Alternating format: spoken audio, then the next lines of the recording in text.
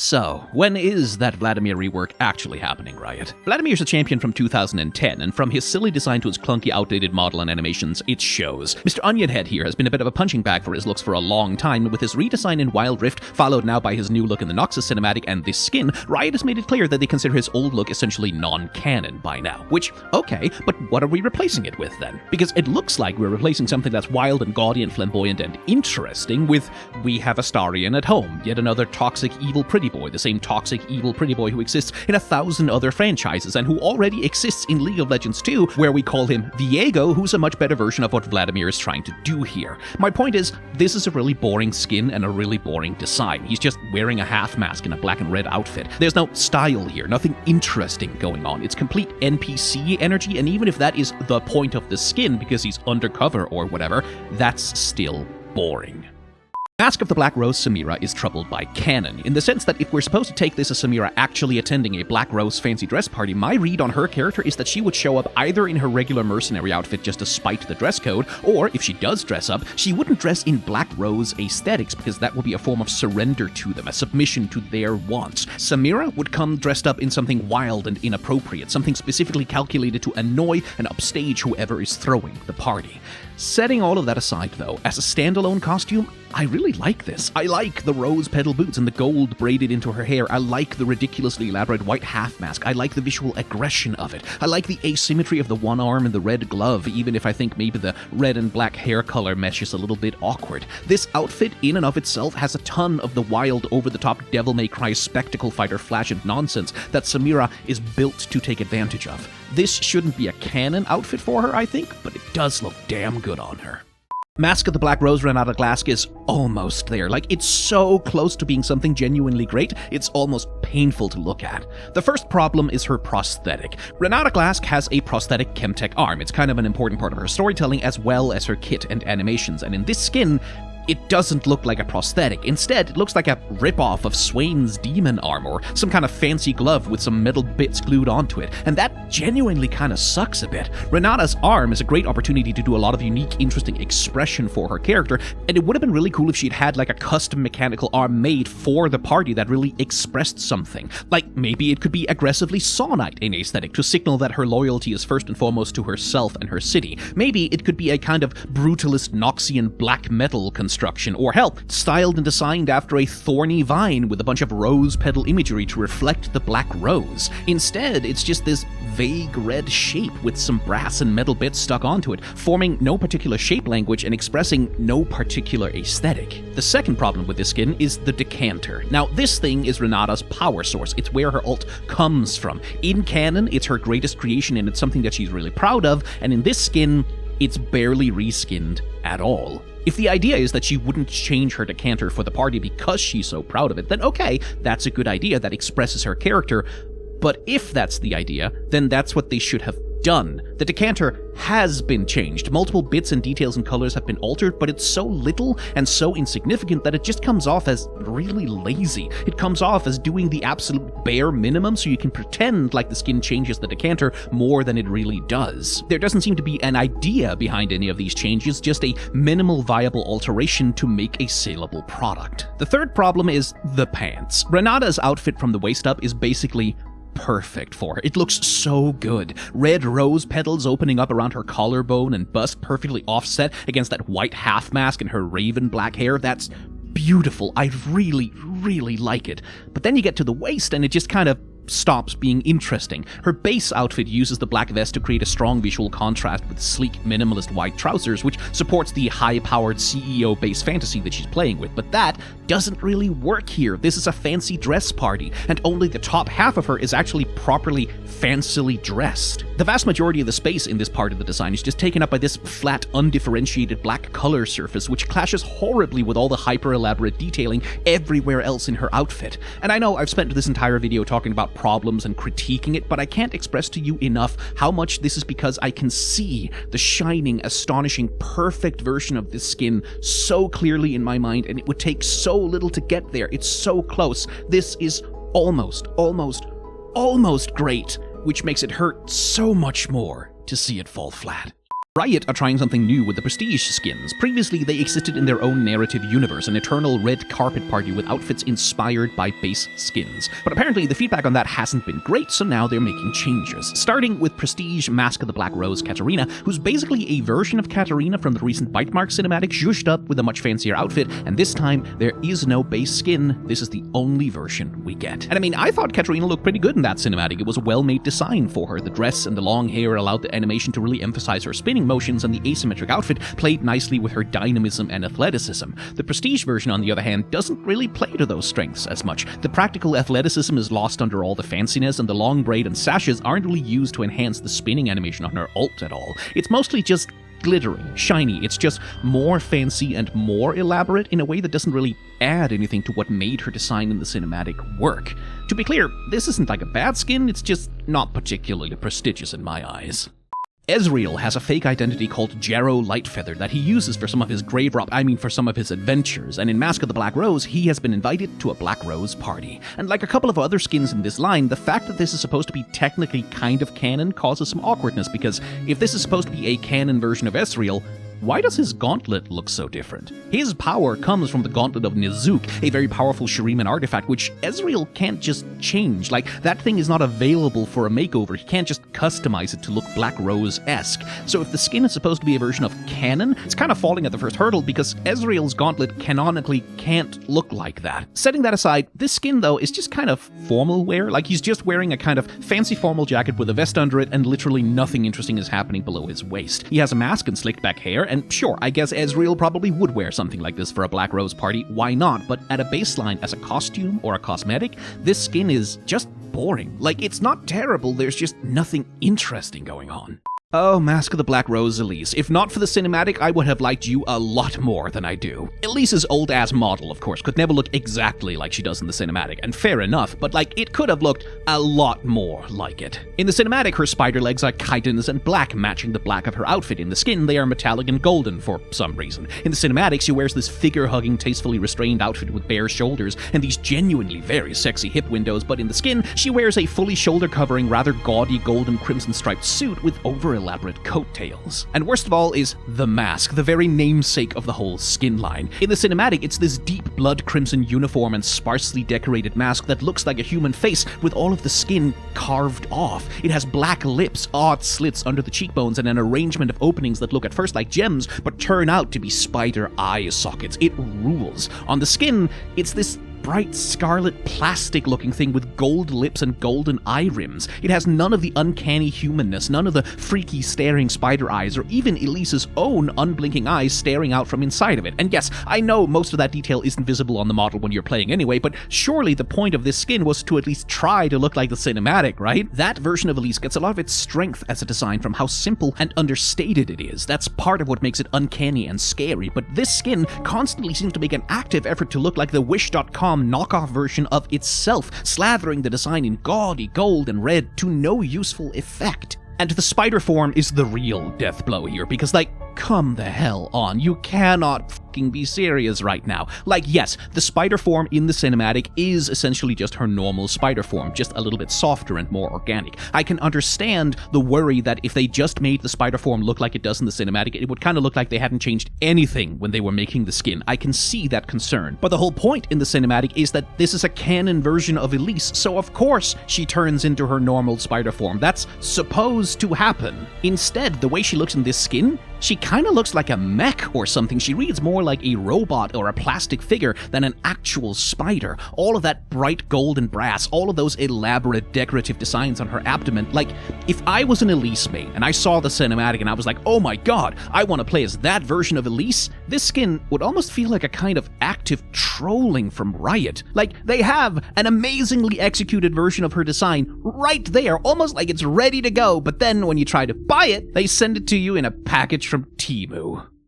Here's a bit of follow-up I should do. After the Mask of the Black Rose skins got a, let's call it a mixed reception at the start of the season, Riot did go back to update them, and they did get a lot better. Vladimir now wears an outfit that has some verve to it, with a double-layered high collar that evokes the petals of a rose, and a much more readable vest, brooch, and cravat outfit that better suits his whole toxic upper-class twink deal. The mask is also a lot more dramatic, being a sharp half-mask whose upwards point follows and contrasts the rotational twist of his hair, which I really quite like. I'm still not fond of turning Vladimir's wild campness into this much more pedestrian pretty boy schemer, but at least he doesn't look like a total NPC anymore, and it actually looks like he'd turn some heads at a party. Next up, Samira has seen fewer changes, mostly changes to her colors, but her hair looks a lot more coherent now, her outfit is a little more provocative, and she has replaced her high cowboy boots with slip-on heels that are more party-appropriate. Plus, there's just more rose petal imagery going on in her clothes in general. I like Samira's outfit just fine as it was, so this is mostly a side grade for me, but I do like the color scheme and I think it's overall less messy, so good job, Riot. Next, Renata Glask gets a much more needed upgrade here, if only because her prosthetic arm now actually looks like a prosthetic and not a Swain-style magic demon arm or whatever the hell was going on in the first version.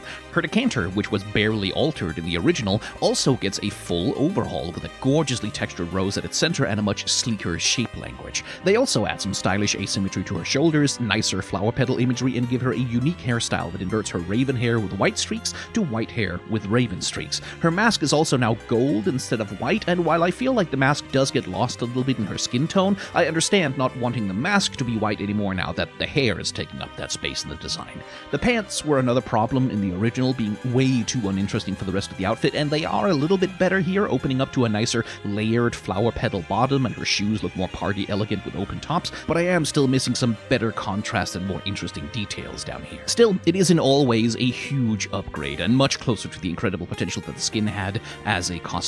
Good job, Riot. Now, Ezreal has sadly received no changes in this update, which is a pity because I still think it's silly that he's not wearing the Gauntlet of Nezuko, which he would be if this was supposed to be sort of canon, but anyway, he was never really the problem child of the skin line, because that dubious honor goes to Elise, who has been profoundly rescued by these changes. Now, it's still not quite as sparse and cool as the cinematic version, but it gets a lot closer with an infinitely better mask, much better outfit, rebalanced color scheme, and, most importantly, they stopped covering her spider parts in that stupid gold. I maintain that Elise ought to just be her normal spider form for this skin, since this is supposed to be just her in the main canon, but at least this updated version looks like an actual spider and not like something the Power Rangers might have fought in a filler episode in 1993. In the fictional universe of the Three Honors lore, not that the lore really matters that much, this skin is an honor reward more than anything, but in that universe, Shen is the last founder of the Order of Solace, this mysterious figure who built the mystical order at the center of this whole thing, and he is supposed to be this stoic, somewhat reclusive, wise, older mentor figure to the other characters. And that vibe is there, somewhat. Like, there is something aged and venerable about him that comes through in his generally fairly stiff and restrained ninja master affect, and it is helped, I think, by the big scarf around his head and the shape language of his mask. I don't know how to describe it exactly, but there is just something about the mask that kind of looks like a stern, older person's steady gaze, and the big scarf just looks kind of comfy in a sort of I've reached middle age and I just want to be comfortable kind of way. So, like, yeah, again, the point of this skin is just to be an honor reward. There isn't really supposed to be that much character in it, but insofar as there is character, I think it works for what it's trying to do. The 2025 Lunar New Year skins celebrate the Year of the Snake, and so therefore Cassiopeia is appropriately getting the big Prestige skin with a unique and quite lovely looking jade color scheme to set her apart, while Jarvan and Nami play second fiddle, backing her up in the fight against Jhin, who's playing the villain role. Jarvan has little snakes on his shoulders and snakeskin on his jacket and a snake on his head and little snakes guarding the walls of his ultimate, while Nami's tail has diamond scales like a snake's body rather than the overlapping scales that a fish would have. Jhin is similarly serpentine with a long coiling cloak around his body, snake scale textures, and a snake-like mask on his face, just in case you didn't get it. And as I've said before, skins like this aren't really supposed to be good in the traditional sense. They are seasonal, and their function is to commemorate a season. And on that front, the Mythmaker skins here are a genuine success. They fulfill their purpose and do the job well enough. The points of criticism, though, arise the moment you try and poke beyond that surface level of function, and a lot of the problems center around Jhin. He's a legendary skin, but you wouldn't fucking know it from the skin's feature features because he's reusing a lot of animation, which is pretty galling when animation is supposed to be a major selling point of legendary skins. I personally really like his costume design here. I think the snake motif is dramatic and pulled off very well, and I think there's a lot of high quality texture work happening, but there's just no way around the fact that this is a compromised cosmetic that is not worth what they're asking for it. Jarvan also just doesn't look very good. Like I said, he's functional, but the overbearing snake imagery gets a little bit silly. His silhouette is all over the place and his color scheme is kind of messy. Nami's old model similarly struggles a little bit to work with the high fidelity face and the ears on her design especially, although I will say that I think her tail and fins are genuinely beautiful in their execution. The Mythmaker skins of 2025 probably would have been fine in an overall analysis. Hey, they would have bordered on good if Riot hadn't tried to pull their little bullshit by shoving a half-assed legendary in there at full price.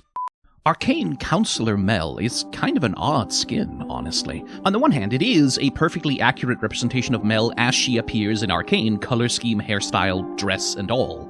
But on the other hand, she could not be more different than how she appears in the show. In Arcane, Mel is a fairly restrained character, at least up until the very last part. She's controlled, subtle, elegant, manipulative, and careful not to draw too much attention, and her body language tends towards those same characteristics. It's restrained, down to earth. She rarely engages in big physical gestures and tends to keep her emotions on the inside. But you can't really be that way as a League of Legends champion, so in League of Legends, Mel is given big, powerful poses and a hugely expansive dress with a train that takes up space and swoops through whatever room she enters. This makes sense in her new status quo, trying to take over as matriarch of her family in Noxus, a society that demands big shows of force, but taking all of that attitude and demeanor and then applying it backwards to Arcane Mel just creates this weirdly uncanny version of her that almost feels more like a different person entirely wearing a Mel cosplay.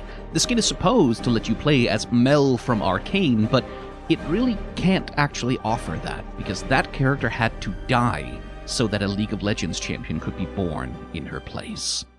Dumpling Darlings is an attempt to capture the spirit of cafe cuties and transition it into an adjacent culinary aesthetic, thus opening up some new possibilities for cute waitress and restaurant costumes. In this instance, we're playing in the space of East Asian dumpling restaurants with the aesthetic idealized and dialed up to 11, and admittedly, I don't know that much about this particular aesthetic, which makes the skin kind of hard to judge. Is Syndra here wearing a good stylization of that kind of restaurant garb? Is it well-formed and cute and expressive of that particular aesthetic?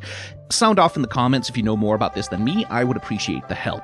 What I can say is that I'm not sold on the color scheme here. We've got primary red with black and white secondary colors, and of course gold as the accent. The Riot red and gold color scheme is something I'm just generally kind of tired of. They slap this shit on everything, but it also just doesn't really feel cohesive here. It feels especially like the black and white are working against each other in the color scheme, and both of them are competing with Syndra's bright blonde hair for expressive control over the color scheme. It all just feels a little bit messy to me. It feels like a draft or sketch that never quite got fully balanced in editing. I don't think it's bad in principle, but I do think the Ruby and Sapphire chromas do a better job of making the character come together. Turning Syndra's orbs into dumplings is a fantastic idea, and I think the skin is worth it just for that, but I think the colors could have used another pass or two.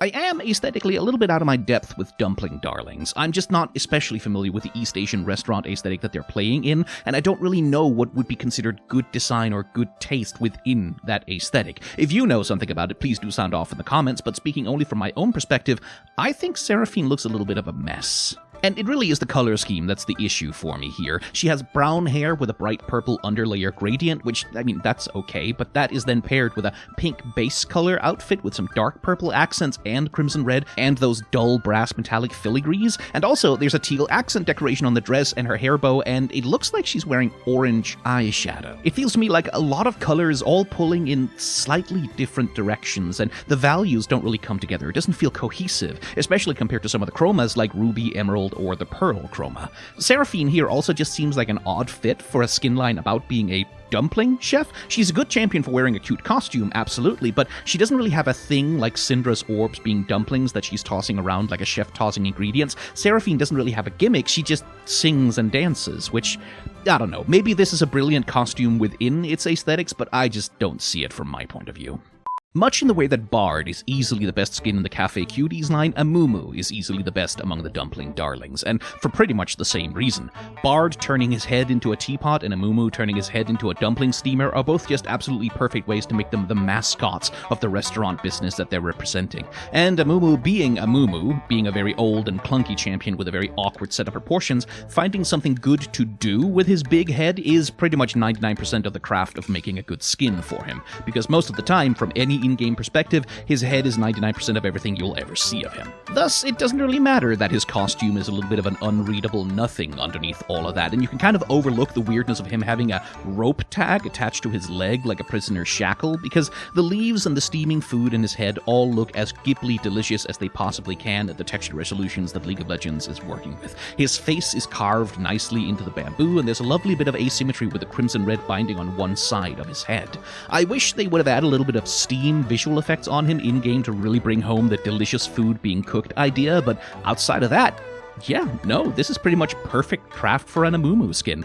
Within the limitations that his ancient model inevitably imposes, this is about as good as it gets. Back in the day, Galaxy Slayer Z was a bad fit for the Odyssey skin line, for much the same reason that Aatrox was. He's a final boss-level villain shoved into a universe that really doesn't need another final boss besides Rost. Still, he was, to the best of my knowledge, a popular skin, with a bunch of striking visuals that people enjoyed playing with, which goes some way to explaining why we got a Quantum Galaxy Slayer Z as a mythic chroma for him this year. What part of this skin exactly is supposed to be Quantum, I have no idea, but I guess the name just needed some kind of vaguely cool-sounding sci-fi prefix to sucker people into wasting their time on the gacha bullshit required to unlock it, which is what this skin is, by the way. Gacha bullshit. It tries to make Galaxy Slayer cooler by simply sucking all the color out of it, making it look like a recycled second-rate project skin, or the kind of shit a 14-year-old would post on Facebook in 2009 with a caption reading something like, "Don't mess with gamers." The only redeeming quality of this skin is that the chainsaw claw visual effect is kind of cool, but I hope nobody needs me to tell them not to waste their time, money,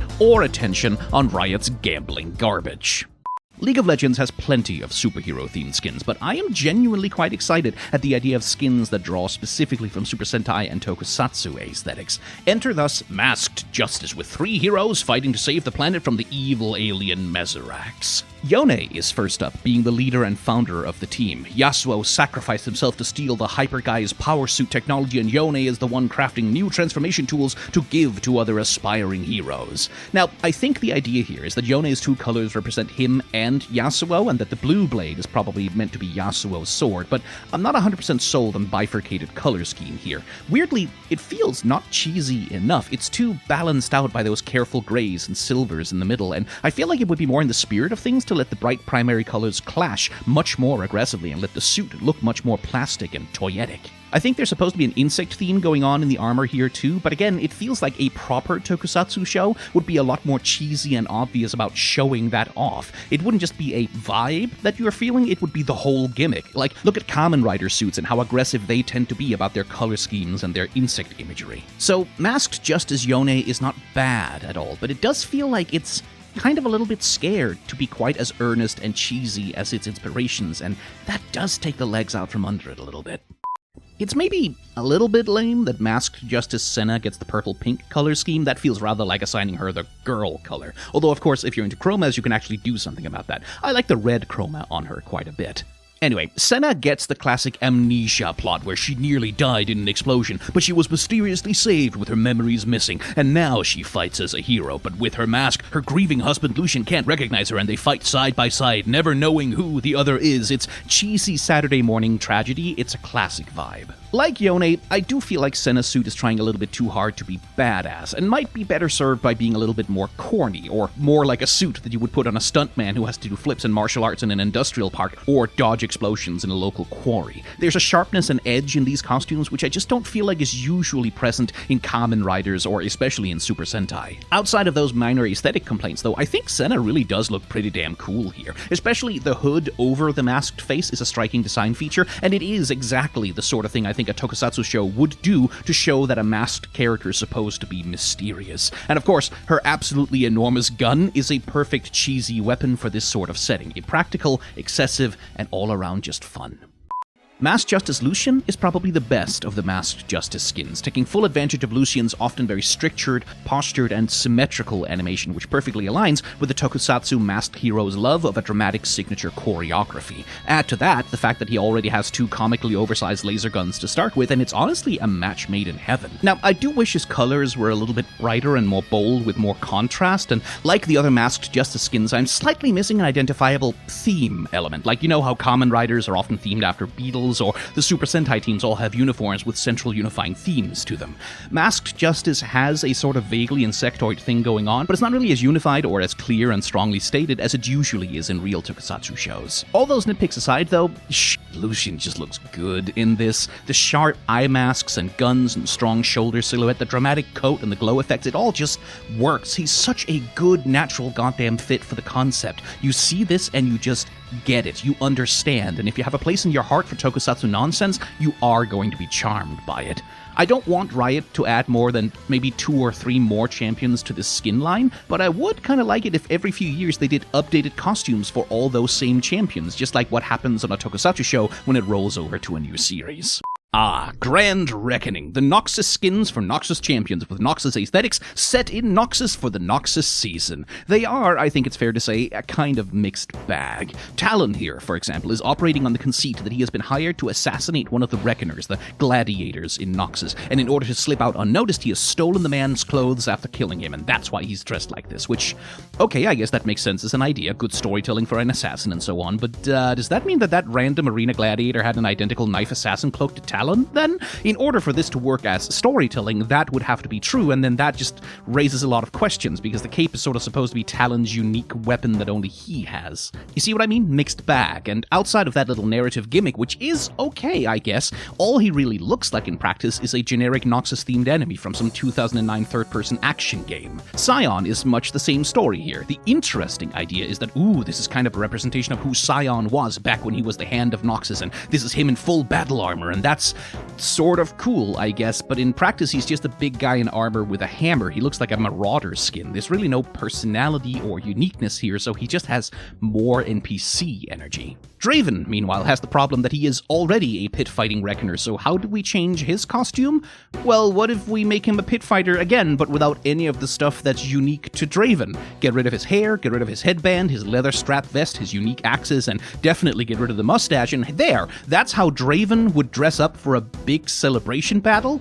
By conforming to Noxus aesthetics? It just doesn't quite work. That leaves us with Rel, who's probably the best in this entire skin line. Grand Reckoning presents her in a sort of alternate reality idea of what if she had been groomed to be a Reckoner in the fighting pits instead of being a living weapon for the Black Rose, and with a leather corset and darker hair and face paint, and by getting rid of the metal bonded directly to her skin, they do make her feel like a very different character. Especially getting rid of the bright yellow hair with the internal glow changes the vibes of her to one that's less hot-headed idealism and much more dirty, dour pragmatism. And unlike Scion or Talon, or in this case even Draven, it's basically impossible to make Rel with her giant metal horse and asymmetric metal suit and lance look generic, so she gets to retain a lot of uniqueness and identity that makes her her, but we get to see a very different side of her. This one works.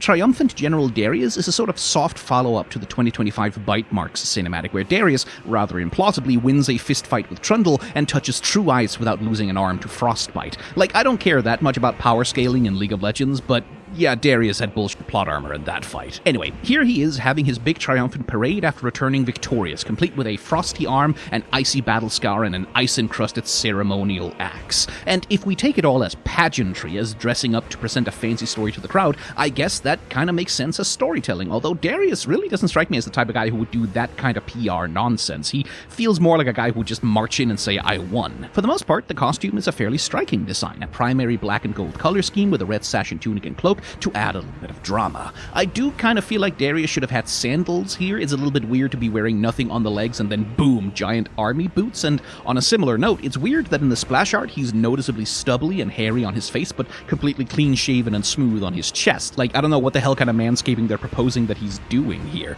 On the character model, his face is also clean shaven, but it remains a weird idea to me that Darius would shave his whole body just to march on parade. Even his legs are hairless here. And I know it sounds petty, but it does matter a little bit, because the skin is supposed to be a reflection of how Darius would present himself in a triumphant parade, and these odd contradictions keep undermining that fantasy a bit. The skin is a striking costume. The color scheme works well, and I like the contrast between the grim, heavy armor and the confident vulnerability of going bare-chested. That does feel like a plausible kind of parade showmanship. I just wish that this felt a little bit more like it was actually Darius.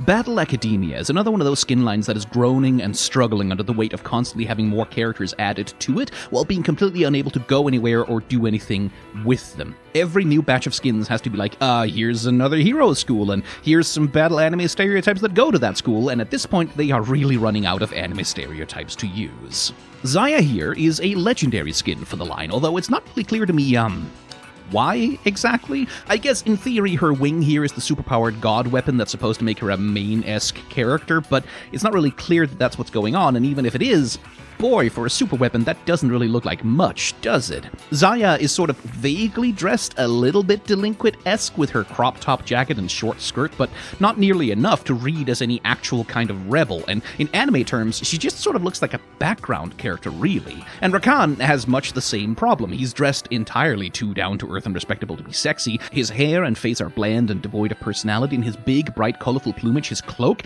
the thing that lets him be a peacock, which is like 90% of his personality, has been replaced here by a dull, flat, gray thing that neither contrasts with Xayah nor stands out on its own. This is all already a mess, and it's made all the worse by Xayah, despite being a legendary skin, reusing and recycling a whole bunch of assets and animation, and it really begs the question, why should anyone spend money on this? Kiana gets a Battle Academia prestige skin, and while I can see the idea behind this, it's ultimately hamstrung by a really weird kind of cowardice. Kiana's role is that she's the class president queen bee of the academy, and also a classic arrogant mean girl archetype, who crashes out about Xayah being chosen to lead the school tournament and decides on a vicious social revenge campaign, beginning with trying to seduce Rakan. Ooh, drama. So it's a familiar anime high school battle manga archetype for sure, but what a boring execution. Like, she's supposed to be a charismatic, interesting antagonist, a self-possessed social climbing prodigy with a huge ego, and she seems to be visually coded to Gyaru aesthetics and female delinquent archetypes, which are aesthetics of boundary-pushing teenage rebellion. But in practice, like, yeah, the shirt is cropped and the skirt is short, but she doesn't look noticeably any more outrageous than Xayah, her rival, nor does she look even a little bit scandalous or rebellious by the standards of Battle Academia. She's not wearing a lot of makeup or accessories or styling her hair particularly wildly. She doesn't look especially violent or dangerous. In fact, she doesn't look especially anything. She just looks kind of boring. The splash art does what it can with glitter and sparkles and hot pink, but Kiana here looks boring, and that just does not fly for a character like this. Kain and Rast are by far the most successful skins in this year's Battle Academia crop, and frankly, not only should they have had the legendary, they should have been the only Battle Academia skin this year. The skin is immediately doing something cool by casting Kain and Rast not as opponents struggling for control, but classmates, co-captains of the Assassin Club, who work together on the battlefield, swapping in and out as needed to defeat their enemies. Now, this is an awkward fit with the violence of Rast's transformation animation. Again, this really should have been a legendary, but a very interesting attempt at using Kain's mechanics and designed to do some interesting storytelling. In Kain's base form, he seems to be a little bit of a delinquent freshman with his eye patch and open shirt and popped collar. His costume is fairly down to earth, but the bright scarlet hair and ponytail in sharp contrast with the dark uniform keeps him loud and attention-grabbing. The Shadow Assassin form, then, seems to be his more mature and calmed-down senior look, having shed most of the visual signifiers of rebellion, and instead looking almost downright respectable with his glasses and coat and collared shirt with a tie. His wildness mostly remains in that huge mane of long hair, which is now unconstrained by a hair tie. My interpretation here is that Kain meets Rast, and Rast's friendship is the thing that helps balance him out and calm him down and grow up a little bit, and that's what the Shadow Assassin form represents. Rast himself, meanwhile, honestly, I wish his helmet didn't have those freaky teeth mark on it. He is the more sensible between him and Kain, the one who has work ethic and diligence, and that works really well with a character who wears a faceless white helmet and hides his body in a suit of armor. It has loyal knight retainer vibes, even if the armor design is aggressive and forward, and that would be a really powerful social dynamic for Kain and Rast to have. With the teeth marking on the helmet, though, he just kind of looks like he's badly Joker grinning the whole time, and it doesn't quite work with the dynamic that they seem to be going for here. I genuinely think that if this had been a full legendary modeled to play with the dynamic between Rast and Kain as friends, this could have been genuinely S tier, but as it stands, I can only really give it a B for having a great concept that doesn't quite work within the budget.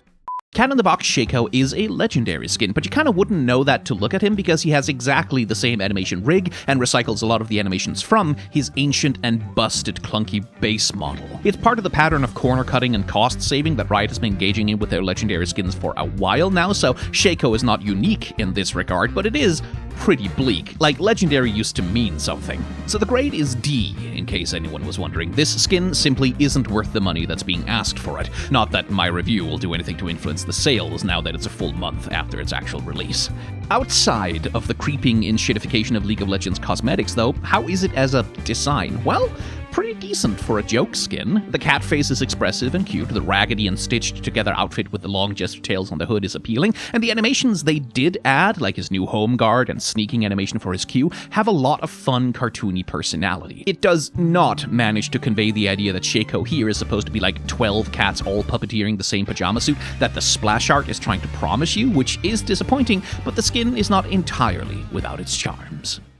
Pengu Garen was a lovely little joke skin. It was entirely an April Fool's joke, unavailable for play in competitive modes, and now entirely unavailable for purchase, which is uncharacteristically non-commercial of Riot. It was a little burst of joy just to see the flagship character from Teamfight Tactics waddle around Summoner's Rift pretending to be the Boy Scout of Demacia, and there are some genuinely quite clever details to Pengu here as well. I adore the silly dab animation he does upon respawn, but the spinning animation is the really cool part of this character skin. Garen's base spinning animation is perfectly steady, as you might expect. It's a ludicrous attack, but it's executed with perfect discipline. Pengu's spin, on the other hand, is noticeably more wobbly and out of control as the tiny penguin tries to hold on to Garen's giant slab of steel that is his greatsword. It's charming and fun and feels entirely appropriate to the character performing it. It's an excellent bit of animation polish to give Pengu personality. I really like it. Outside of that, there's really not that much to say about this skin. It's a good joke executed well, very much taking advantage of the fact that it was never going to be permanent, and so it can get a little bit more silly with it. It just made me happy, and what more could you really ask for something like this?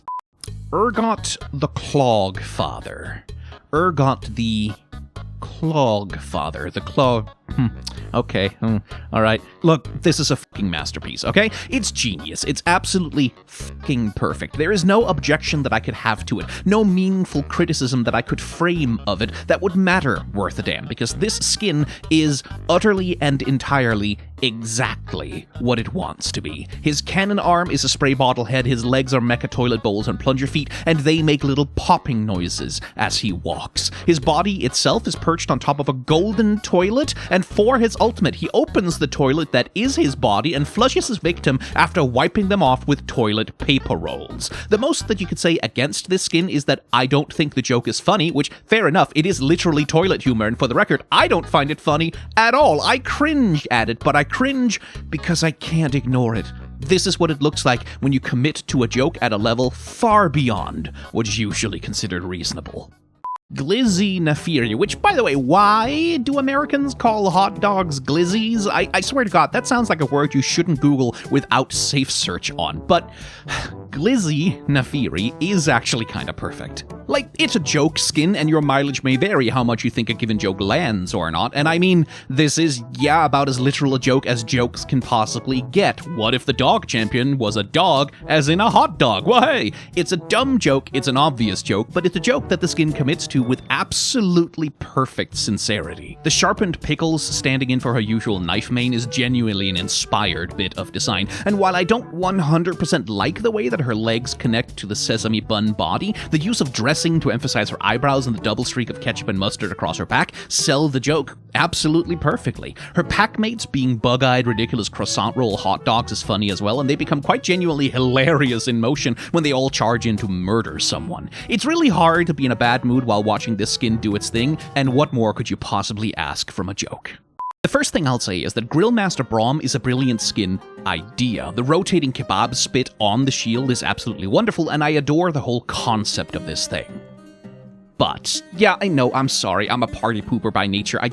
The concept is amazing, but I'm just not quite feeling the execution. Because on the one hand, with his socks and sandals and big Poro oven glove and the tool belt with the spatulas and condiments strapped to his chest and rolled up khaki shorts, Braum here is clearly playing the role of uncool dad at the grill, right? These are all the design elements of someone's frumpy suburban dad on grill night who's not cool or stylish or fashionable, but who knows how to fry up a damn good burger patty. And that's fun and charming as a skin idea. But then, on the other hand, he's got the clean trimmed hair and the man bun and the perfect stash and that asymmetrical tattoo arrangement and the backless apron that he's shirtless under, and all of that design feels like it's trying really hard to be a straight up fan service thirst trap. The skin feels caught in the middle between these two impulses and unable to really commit to either idea. So are we doing Braum as a kind of cozy domestic fantasy dad here? Or are we doing Braum as an immaculately groomed sexy fantasy daddy? Because it's not charmingly uncool enough to be the first one, and it's not nearly provocative or horny enough to be the second one either. Malphite is one of those old, ancient champions whose chunky-ass model and animations can't help but cause problems for almost any skin that Riot tries to throw on them. So, the challenge with Malphite is choosing a thematic or idea that doesn't clash too badly with the limitations of his model. And you know, Pool Party Malphite doesn't do a bad job in that regard. The big, chunky sand castle idea supports his chunky animations, and like a number of his recent skins, the model substantially alters his proportions to achieve a more cutesy and cartoony aesthetic that fits the theme. His legs are much smaller than the base model, giving him a sort of adorably top-heavy, slightly unsteady look. His hands are smooth and stylized to read much more as giant cartoony mittens than spiky stone fists, and his head and face are enlarged a lot to make him more expressive. On top of that, he's just kind of adorable in his swim trunks with a bucket on his head and a child's sand shovel stuck in his arm. It's an appealingly fun version of the character. It lacks a bit of polish. I wish that those flags flapped in the wind as he moved around, for example, or that he had an animation rig that could support deforming sand animation to really get the aesthetic going, but this is probably about as good as Malphite skin can really get at the moment. I really don't care for Pool Party Twitch. It's a Battle Pass skin. In fairness, I do like that this skin is doing something a bit different with Pool Party as a skin line, because usually Pool Party skins are just about what if champion but in bathing suit. They tend to prioritize just making the champion look good at the beach. Even Heimerdinger was given a frickin' shredded six-pack for his version. Twitch, though, he's not looking good at the beach. This is much more like, what if the horrible rat goblin from the sewers was still a horrible rat goblin from the sewers, but now he has a swim mask and a super soaker crossbow. And in that sense, it is a more authentic version of what Twitch would be like at an actual beach. And okay, I can see that that's an interesting idea. But the trouble is that it just looks like shit. It's functionally just a bad chroma, with like 3 altered objects on the model and no cohesion whatsoever. The colors are all over the fucking place. His coat is both ragged and fucked up like his normal coat, and it is Pool Party svelte with flower print. Why?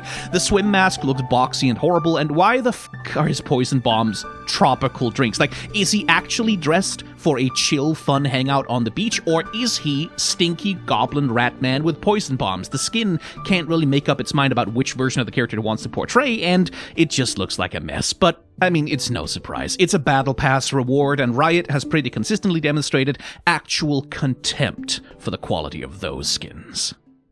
Fate Breakers and Fate Makers is a new skin line that goes for quite a classical oriental fantasy aesthetic, with what seems like influence drawn from the geometric abstractions of Islamic art and architecture, which is interesting. Nasus here plays the part of a Fate Maker, a divine spinner of the threads of fate, whose infinite fractal library holds the secrets of destiny, and so on and so on. It's a pretty good fit for Nasus, who's already quite literally just a thinly veiled furry reinterpretation of Anubis to begin with, and that association with the divine works really well with the concept here. I really do like the fractal stained glass motif on his shoulder guards and staff, and the purple, green, and golden color scheme carries the air of the mystical and divine quite well. I do kind of wish he was wearing robes instead of being shirtless. It's a little bit weird that he has this fully covering headscarf that covers his whole head and neck, but then that just disappears into nothing. A big, elaborate ceremonial costume feels like it might have worked better here. This character is all about concealing secrets, but shirtlessness is about showing off and displaying. To me, this seems like contradictory design communication. I also think the ears are goofy. Like, I get they're supposed to be like stained glass mystical whatevers, but I'm sorry, they poke up from his head like cheerful little bunny ears, and it undercuts the seriousness of the whole skin. Malzahar is already a Middle Eastern aesthetic-inspired champion and already has the Vizier, Shadow Prince, and Jinn skins, so honestly, in that sense, Fatebreaker feels like maybe going back to the same well one too many times. But then, on the other hand, Fatebreaker also looks way better than any of those skins, and frankly, his base design, so maybe it's fine. Of course, a skin can only do so much to cover Malzahar's ancient model and animations, and so this is one of those situations where the recall is wildly better animated than literally anything else he's capable of doing, really driving home how badly the poor guy needs a refresh. This skin casts Malzahar as a man obsessed with patterns and dreams, for which reason he's determined to break into Nasus's fractal library and steal the secrets of fate to make sense of his visions. So, he's masked up like a thief, although the fancy frontispiece on the turban and the gold decorations and many rings on his fingers also seem to imply that the character is supposed to be quite rich.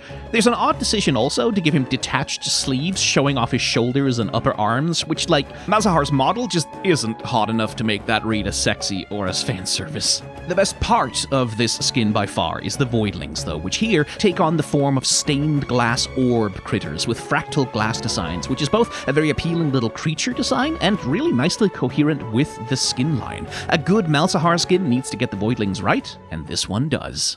I don't really know what the point is of Fatebreaker Taric. Even the lore of the skin seems to struggle with what to do with him. Where Nasus and Malzahar have this fantastical fairy tale premise of a mortal and a demigod fighting over the secrets of fate, Taric is just a guy? Like, literally, the lore of this skin is like, Taric is a faceless soldier who doesn't matter, but he wants to be a poet instead, and so he wants to have an audience with the Fate Makers to tell them, hey, I should be a poet instead. Like, he's literally just a guy complaining to customer service, excuse me, I specifically ordered my fate without dying in battle as a part of the menu. Can I talk to the manager? His design very much reflects that directionlessness, I think. On the one hand, he wears pretty simple clothes, especially compared to Malzahar and Nasus, which, okay, that squares with the faceless soldier concept, but then he also has this huge, elaborate crystal mace and fancy cape and gem-encrusted shoulder pauldrons and gold chains in his hair, and it's like, okay, is he supposed to be a faceless soldier or not, then? The result is a skin that just doesn't really look like anything. It's just Taric in a vaguely sort of Persian-esque kind of ancient fantasy outfit, which isn't complex or beautiful enough to be impressive, but also isn't simple enough to give him any character. What a pointless skin. Zanuzal Mordekaiser is the latest attempt from Riot Games to get people to spend upwards of $250 trying to buy a League of Legends cosmetic via gambling mechanics. Like all the other Exalted skins, it is therefore trash. It is hot shit from an unwashed ass, because literally any cosmetic in the world would be hot shit from an unwashed ass if it came with a price tag like that. So, F rank, right in the trash, right up front, let's get that out of the way.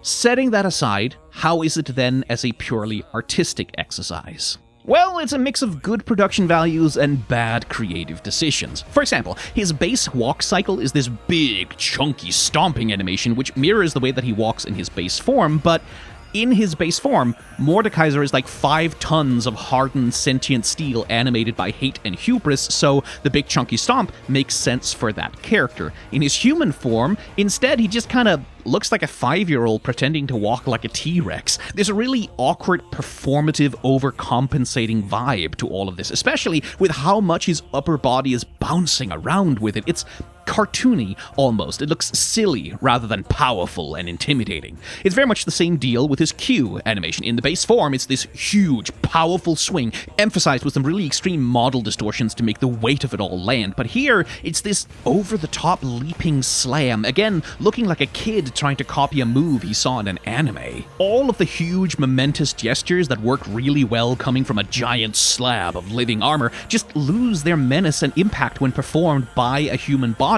that's clearly pretending to be bigger than it actually is. If this is visual storytelling trying to communicate that Mordekaiser is kind of insecure and overcompensating and pathetic, then that would be cool, but it's clearly not what the skin is actually going for. It wants this to look cool and badass, and it just doesn't land. His second form, being much more fully armored, handles all of the animations a lot better, but if you want a fully armored Mordekaiser, why would you spend up to $250 for this skin, which is only fully armored half the time, when you could just get base Mordekaiser instead for way fucking cheaper and it looks better? Zanuzal has good production values. The textures are nice, the visual effects are cool, it's nice to have a fun transforming mechanic, but all of the creative decisions about how he moves, how he presents himself, his proportions, his affect, they're all just kinda bad and completely counter to the purpose of the skin. This is a good object lesson in what gacha design principles do to skin design, because this is so desperately chasing that big, flashy, cool, badass aesthetic to justify its price tag that it loops right back around to looking ridiculous, overcompensating, and frankly, really just kind of f***ing lame. Skin Spotlights found a bit of evidence to suggest that Spirit Blossom Ash was at one point meant to be one of the wretched Exalted skins, designed to hoover up to $250 out of the pockets of anyone enticed to buy it. Eventually, they seem to think the better of doing that, perhaps because Zanuzal went over so poorly, but perhaps this is why she has an evolution mechanic on her bow that makes it get more and more elaborate. We'll get back to that.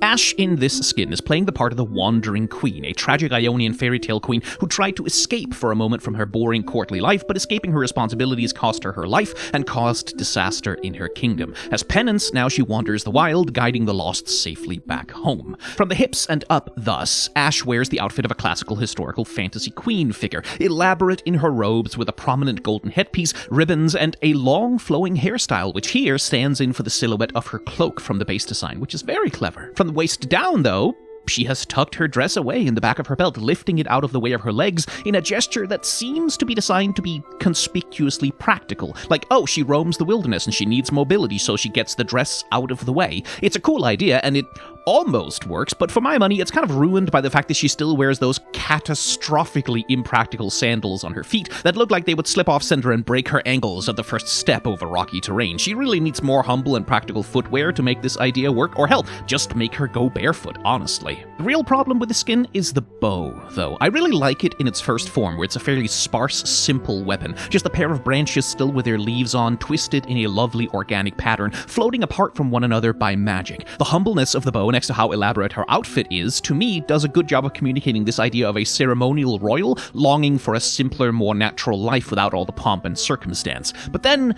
the bow evolves and becomes more and more complicated. By the end, it becomes, frankly, over-designed and kind of noisy, losing the interesting initial contrast with her clothes and becoming yet another excessively fanciful gimmick bow like so many other Ash skins have as standard. If they had just kept it simple, I think that would have been a lot better. Spirit Blossom Varus was the gentle guardian of a sacred monastery until one day a duplicitous artist asked for lodging, and after being welcomed in, used his vile magical paints to paint a living portrait of Varus that came to life and destroyed everything. So, Hui is definitely getting a Spirit Blossom skin at some point.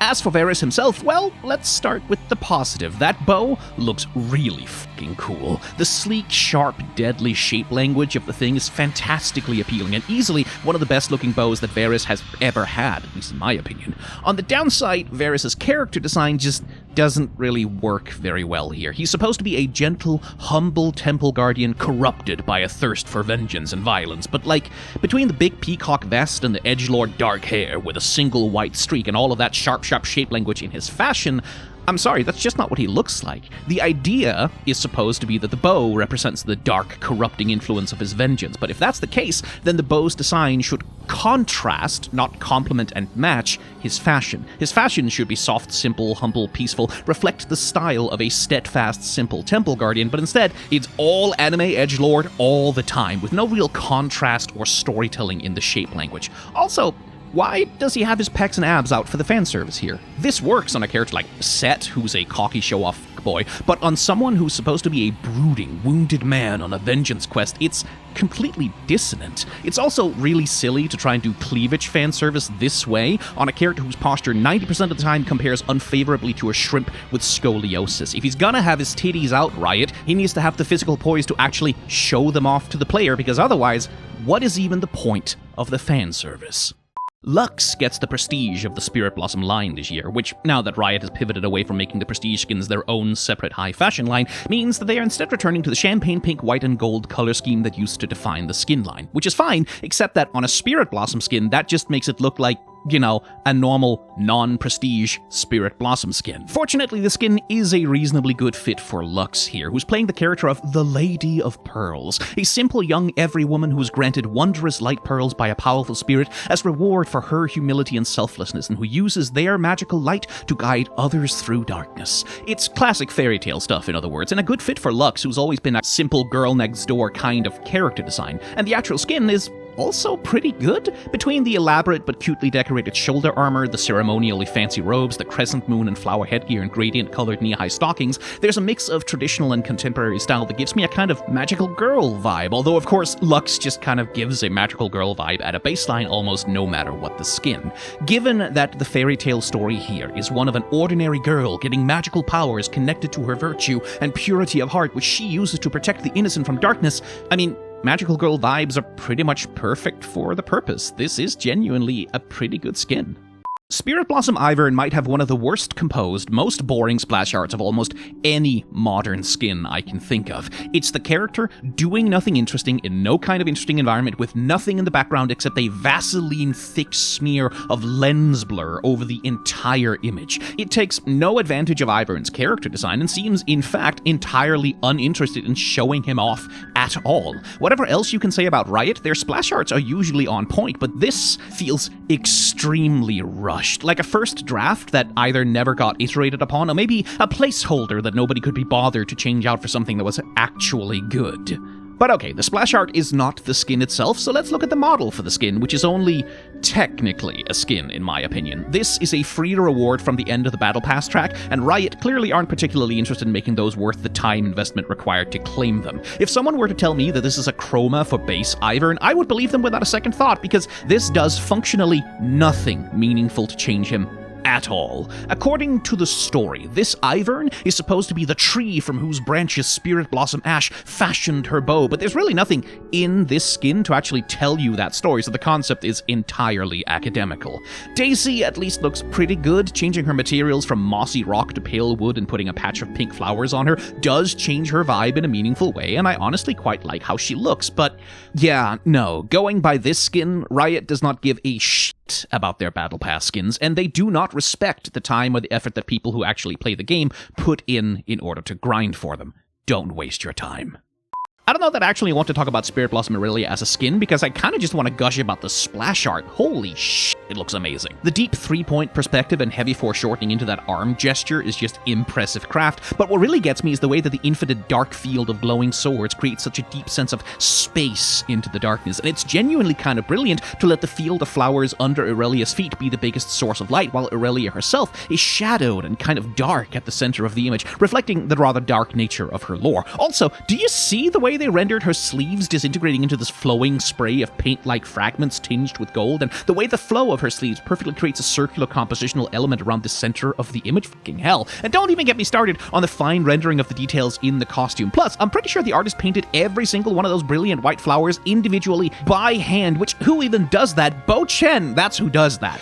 But anyway, the actual skin, I mean, it's decent, it's okay, it's good. Aurelia here is the former disgraced bodyguard of Spirit Blossom Ash who failed to prevent her death, and now she wanders the endless night burdened by regret, which is symbolized, okay, by the split in her color scheme between the white and gold ceremonial Spirit Blossom robe and the dark demon hand and robe draping itself over her body. There's a mild hint of Ronin vibes in her design, with the demon arm being sleeveless, and I do like the movement, design, and the patterns of her new blades, and the way that they trail all of her animations. I don't think this skin really wows me as an in-game cosmetic. I'm mostly here to talk about the splash art, but it's alright for journeyman work.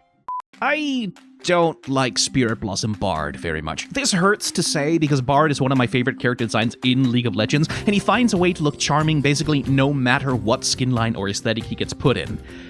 Except Spirit Blossom. I think they wanted to avoid just repeating the big leafy beard that Elderwood Bard has, but what they've done instead is give him this floppy collar of conspicuously thick, chunky, and really wet-looking leaves. They look like they would feel spongy and slimy like a tongue if you touched them. And I'm sorry, I cannot see this any other way. It's a big, floppy tongue hanging down the front of his character, and it's really unappealing and weird and dissonant. He's supposed to be a kind of plant spirit inhabiting a vaguely human form, but since there's literally no evidence whatsoever of any plant imagery anywhere below his shoulders, the theming here just doesn't work. He's supposed to be the keeper of the Garden of Forgetting, a sort of spirit gardener, but again, none of his design really gives that implication. His horn is this vaguely ridiculous daisy trumpet that looks like a children's toy from a Barbie playset, and besides lacking any sense of a plant theme, his outfit here is also just plain boring, with no sense of whimsy or cohesion. I mean, at least the meeps look cute, but this might be the worst skin that Bard has ever received. In the Spirit Blossom universe, Zyra was a woman afflicted by soul-sickening heartbreak who longed to forget her sorrow. So deep was her grief that a powerful spirit took pity on her and changed her tears into blossoming flowers and her body into a rooted plant. And from Zyra's grief, the Garden of Forgetting was born, a place in the spirit realm where weary hearts can rest and ease their grief by finally forgetting. Now, if I showed you this Zyra skin without that context and I asked you to tell me what you think her lore is based on her looks, if I gave you 100 guesses, do you think you would come anywhere close to figuring that out?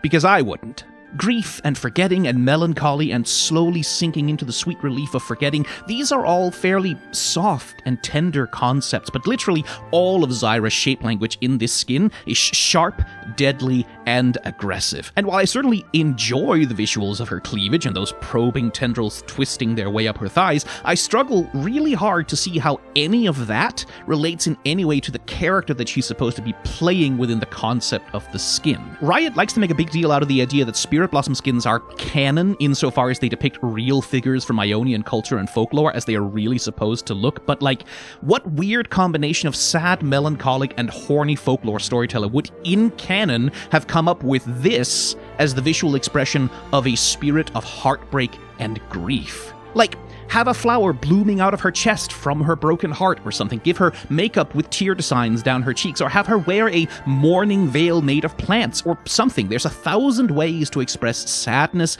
grief, and heartbreak in visual design, but Zyra, being Zyra, can't do any of those because she's too busy looking pointlessly sexy because she's a cheap Poison Ivy clone. Look, Riot, either these skins are supposed to be canon, and their designs should be taken seriously as an expression of the setting's lore, or else they are inconsequential eye candy and fan service fluff that shouldn't be taken seriously. You can't have it both ways, so make up your goddamn mind, please.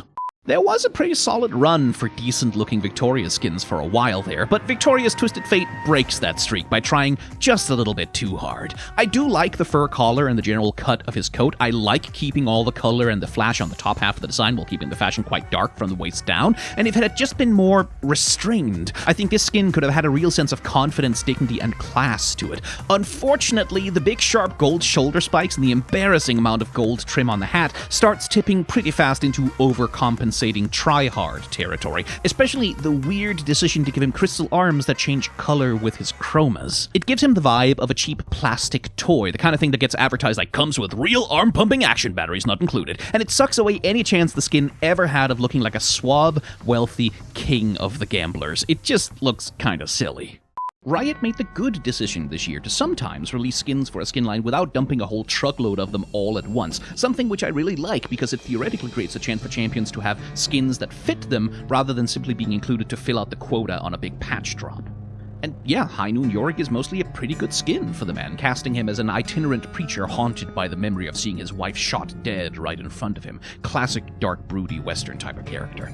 Now, given the premise, I do wish that his outfit looked a little bit more preacherly. Perhaps they're trying to avoid offending any religious sensibilities, so his outfit only sort of gestures towards the shape of a clerical collar, and his shoulder coverings sort of gesture toward a pellegrina, and the coat is sort of like a robe, but it always keeps stopping short of actually looking like the uniform of a holy man. And the vibe of a preacher is pretty undercut by the sharp-winged, I guess, high noon cowboy hat that he's wearing. That hat really does suck on him. A bare head would fit the vibe of a preacher much better, and you cannot tell me that Yorick has to have his headwear because I remember Pentakill Lost Chapter. Still, he has the crucifix-like emblem on his shoulders and the pendant around his neck and the coffin on his back, and those do a lot for him.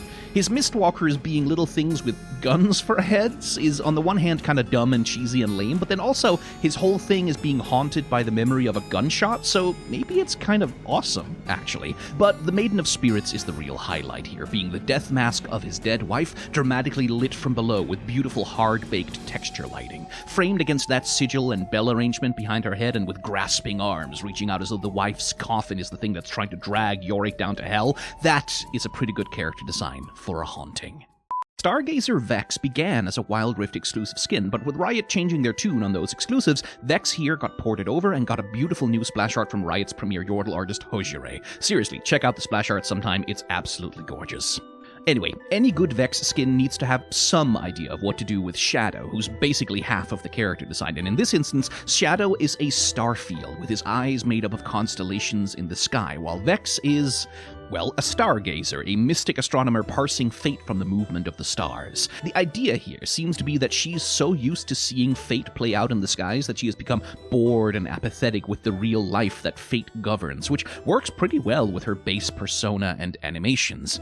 Outside of that, though, the aesthetic here is fairly generic fantasy, sharing a lot of touch points with the cosmic skins, although on a more mortal level than Divine Space God. I do like her outfit with the long frilly sleeves and cravat and the big dramatic collar under the hood, and the color scheme is well balanced with her hair and face lighting up nicely without ever looking, cheerful. It's nothing exceptional, but it's just a baseline good, nice looking costume with a cute aesthetic for Shadow, and that's basically what it takes to make a decent Vex skin.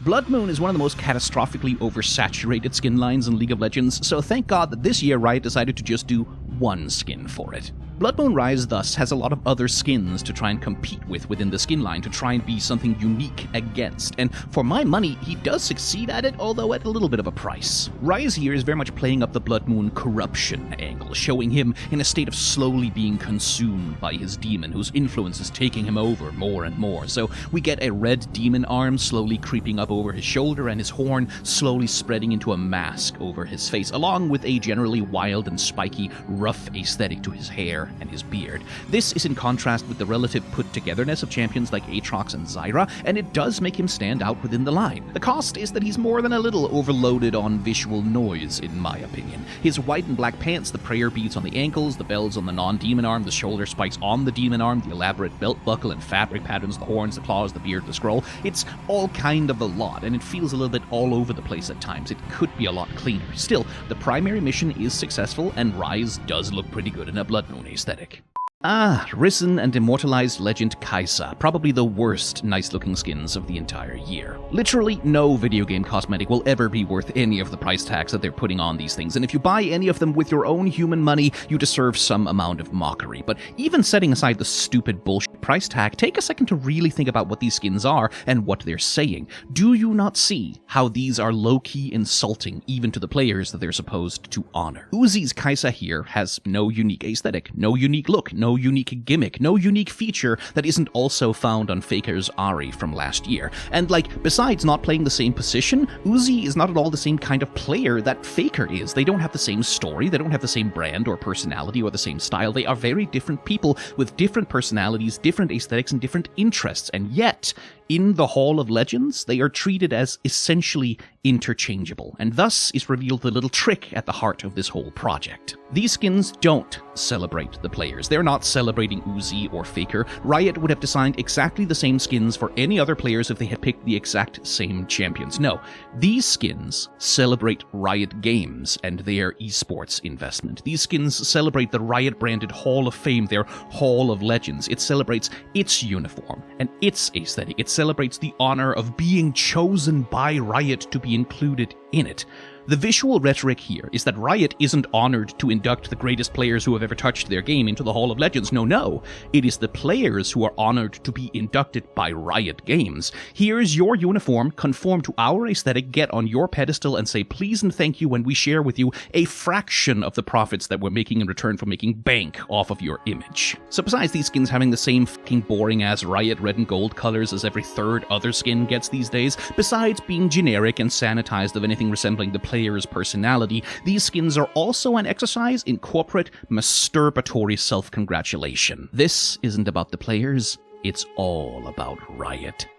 The conceit of the Ink Shadow skin line is that there's a big city that runs on magic, but which is dominated by an Illuminati-like cabal that controls everything, and champions fighting against the cabal gain power from magical tattoos, and so their whole aesthetic is supposed to be tattoo-inspired. And, just checking, has anyone told Riot that that's what these champions are supposed to be inspired by? Because I'm looking at Renekton and, where is any of this? He has tattoos, technically these faded, barely visible markings on his very pale skin, but outside of that, there's almost nothing happening here that looks meaningfully different from the laser light weapon constructs of Project or the fantasy clothes and armor of any of a dozen other skin lines. There's some ink particles in the visual effects that are desperately trying to bridge the gap here, but yeah, no, if you gave me like 100 guesses, I don't think I would ever look at this design and be like, oh yeah, obviously this is themed around getting magical power from tattoos and tattoo aesthetics. The black and purple color scheme against the pale skin is kind of a cool color palette, but other than that, this skin just feels kind of bad. For a skin line that's supposed to be themed entirely around tattoos and tattoo aesthetics, some of these ink shadow skins are weirdly reluctant to show skin. On Pike here, for example, the only visible tattoo he has is a black design on one arm, which visually gets rather lost against his dark skin, especially with other brighter parts of the design demanding the attention instead. The idea seems to be that his big, bright shark tooth collar and knife with their vivid, bright orange and purple colors are supposed to do the heavy lifting for visual interest by kind of incorporating some tattoo aesthetics into their texture design, and then they rely on the dripping ink visual effects on the skin to do the rest of the job. But the designs on the textures don't really read as tattoo to me, first of all. They look like maybe generic undulating arcane ink, and the structure looks more like any generic magic or sci-fi laser light construct. It's really hard to connect the designs on the knife and the collar to the design of Pike's tattoos when you can't fucking see his tattoos almost at all. And if you can't connect the two to each other, then the design on the knife and the collar just look like random geometric scribbling. It doesn't look like an expression of tattoo aesthetics, it just looks like not really anything.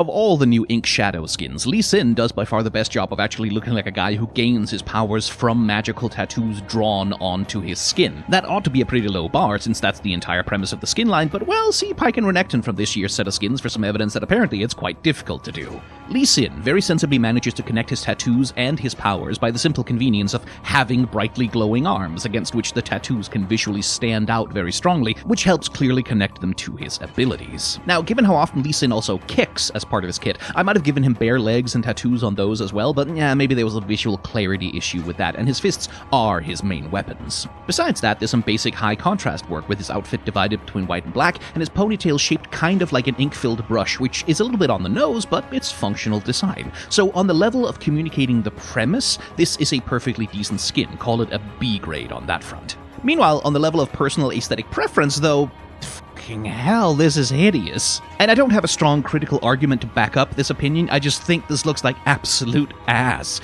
I know Lee Sin needs something to hide his eyes, but oh my god, nobody could possibly believe that golden reflective sunglasses look anything other than maximally turbo douchey. That fringe of hair on the side of his head looks like a total mess, and what the f*** is the outfit supposed to be? The skin line is trying to do a mix of East Asian fantasy and modern tech wear, but vaguely throwing a sloppy robe over a tank top and wrapping a rope belt around the waist is the laziest possible version of that idea. Oh my god. Again, this is personal preference, not objective critique, but fuck me, this skin looks bad.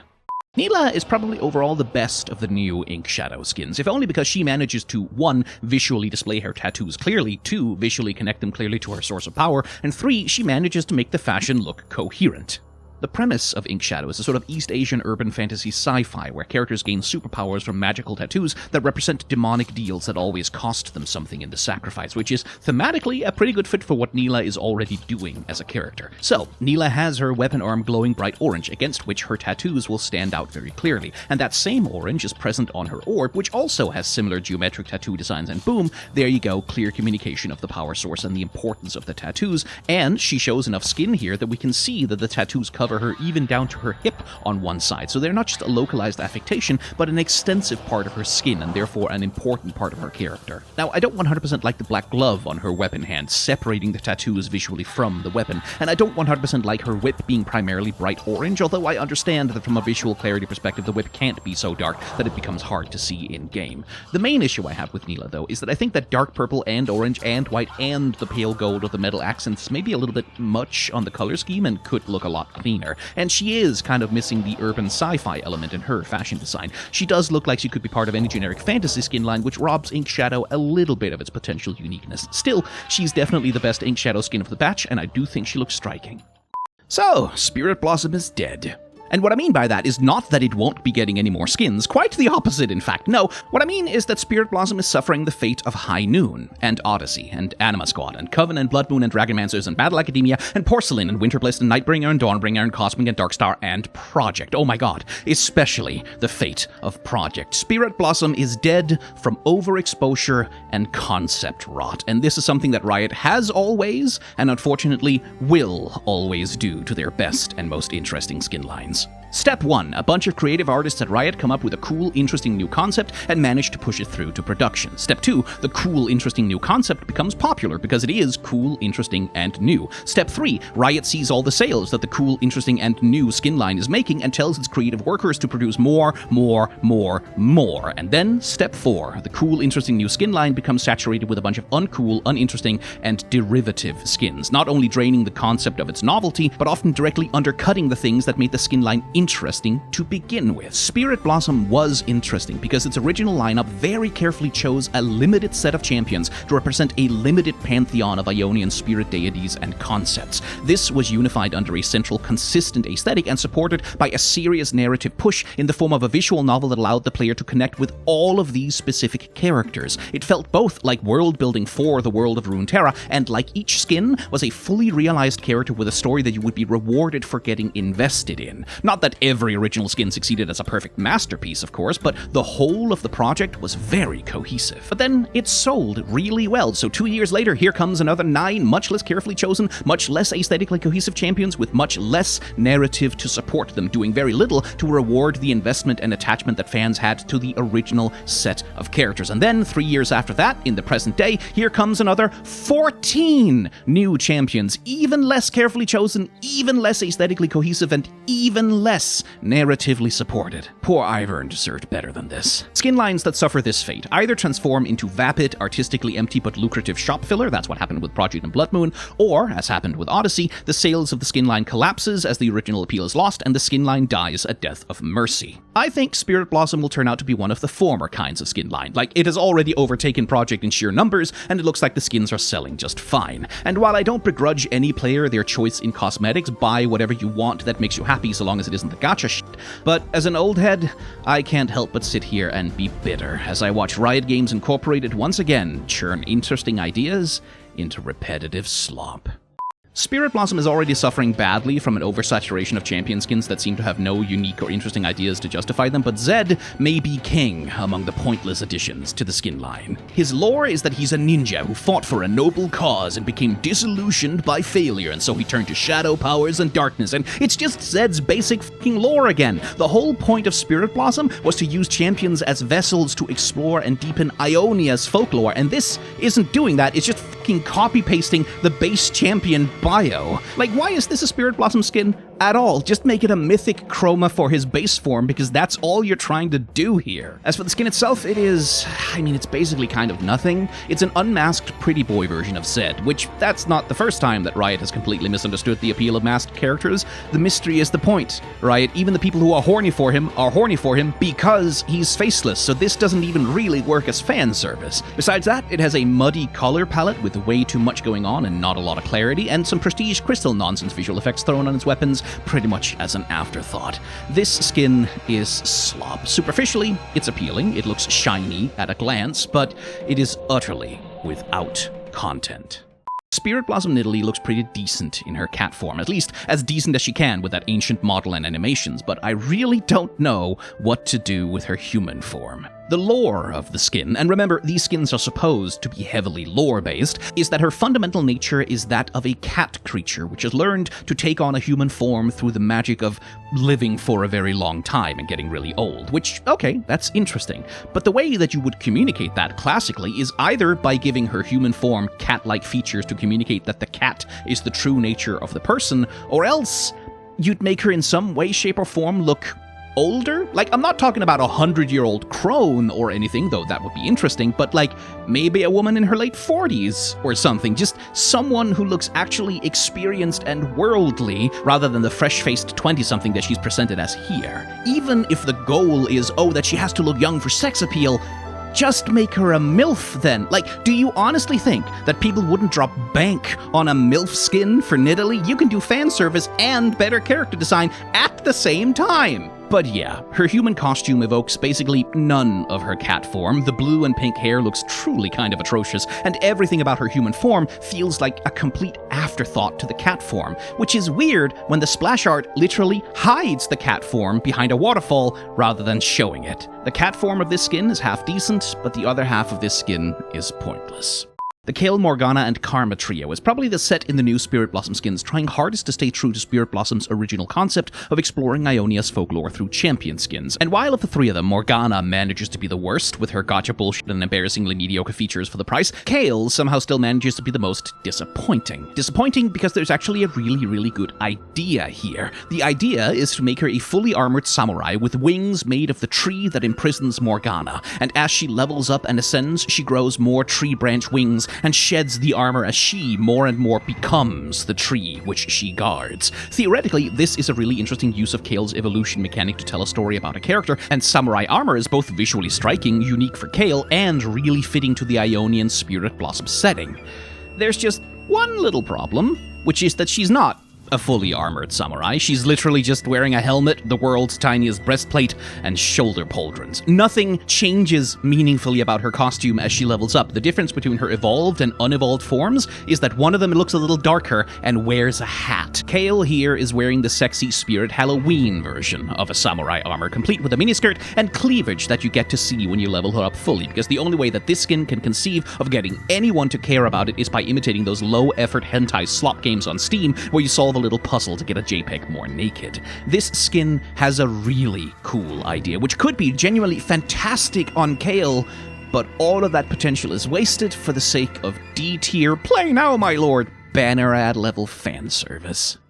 Like almost all the legendaries for a while now, Spirit Blossom Karma suffers badly from recycled animations and a pathetically small library of bespoke animation overall, as League of Legends enters the final stage of live service rot, charging more and more money for less and less product. And it's a pity, because Karma is a skin that's actually trying to live up to Spirit Blossom's concept and do some world building for Ionia, because here, Karma represents the first spirit of Ionia itself, the very thing which empowers Karma in the main universe. And that, hey, is a really cool idea in concept. And in execution, there's actually things to like here. For example, I like the intermingling fish that now replace her dragon artifacts. I like the large ornamental arms that float over her shoulders, and I think she does manage to carry an air of regal spirituality in her bearing and her costuming for the most part. The colors are overall a bit excessive, seeming like they're trying to wow by sheer volume, which makes the color palette muddy rather than monumental, and noisy rather than imposing. The white of her robes would look much more majestic, contrasting with fewer colors, I think. Or if the idea is that as Spirit of Ionia she would have all of the colors to represent all of the life that she empowers,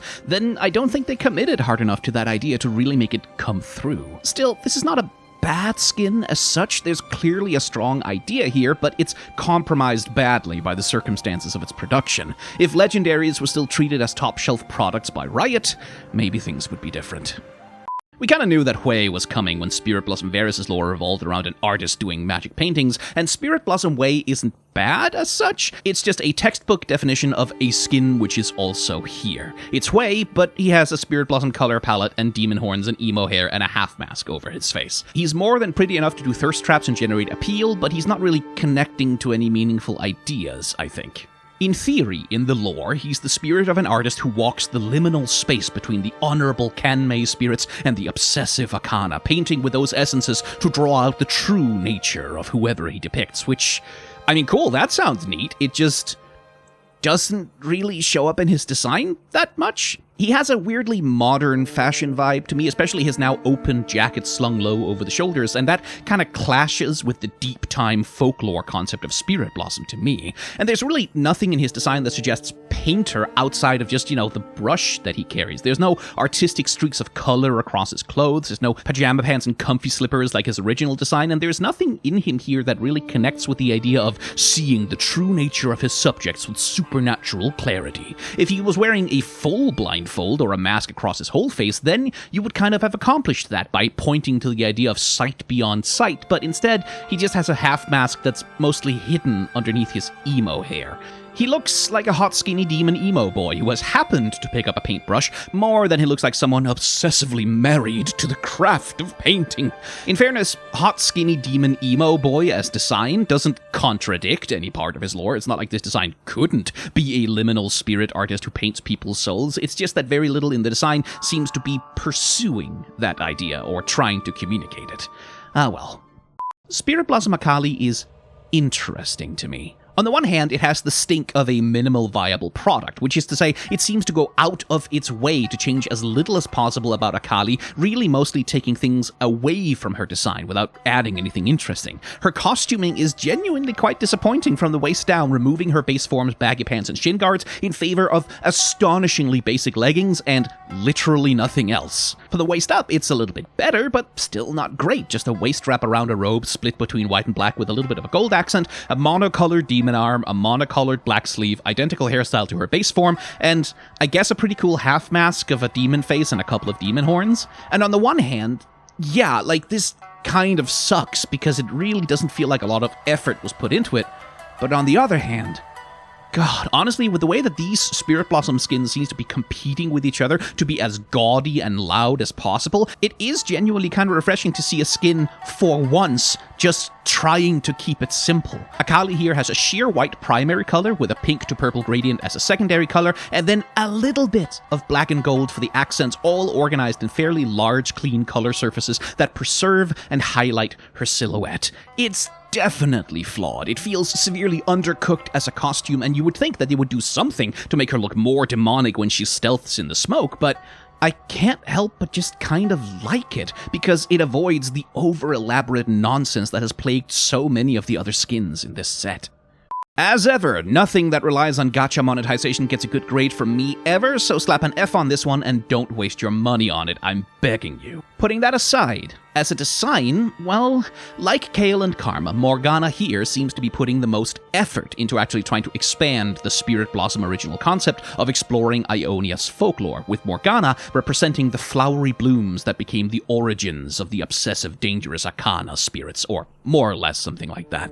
And so, appropriately, her wings here are the flowering branches of a tree, much like Kale's are, and in her evolved form, her costume changes much more into a leaf, root, and plant-based theme, along with a color palette change away from the placid white and purple-pink gradient color scheme of Spirit Blossom towards something much more autumnal and decidedly darker and more menacing. Also, more sexy, with her robe sliding off her shoulders and quite a bit more cleavage showing up, very much leaning into that old trope that sexy equals evil, especially on women. Your mileage may vary on how you feel about that particular trope. I find it a little bit tired personally, but on the other hand, I know lesbians would crawl naked over broken glass and burning coal for this specific kind of sexy evil woman to spit on them, so who am I to say? And the sexiness is justified in the narrative, I should add. Morgana here is driven by a desperate yearning to feel as humans do, a hunger for the intense sensations of emotion. And that kind of yearning and hunger for intense feeling, those are sensuous themes, and they pair naturally with sensual and sexual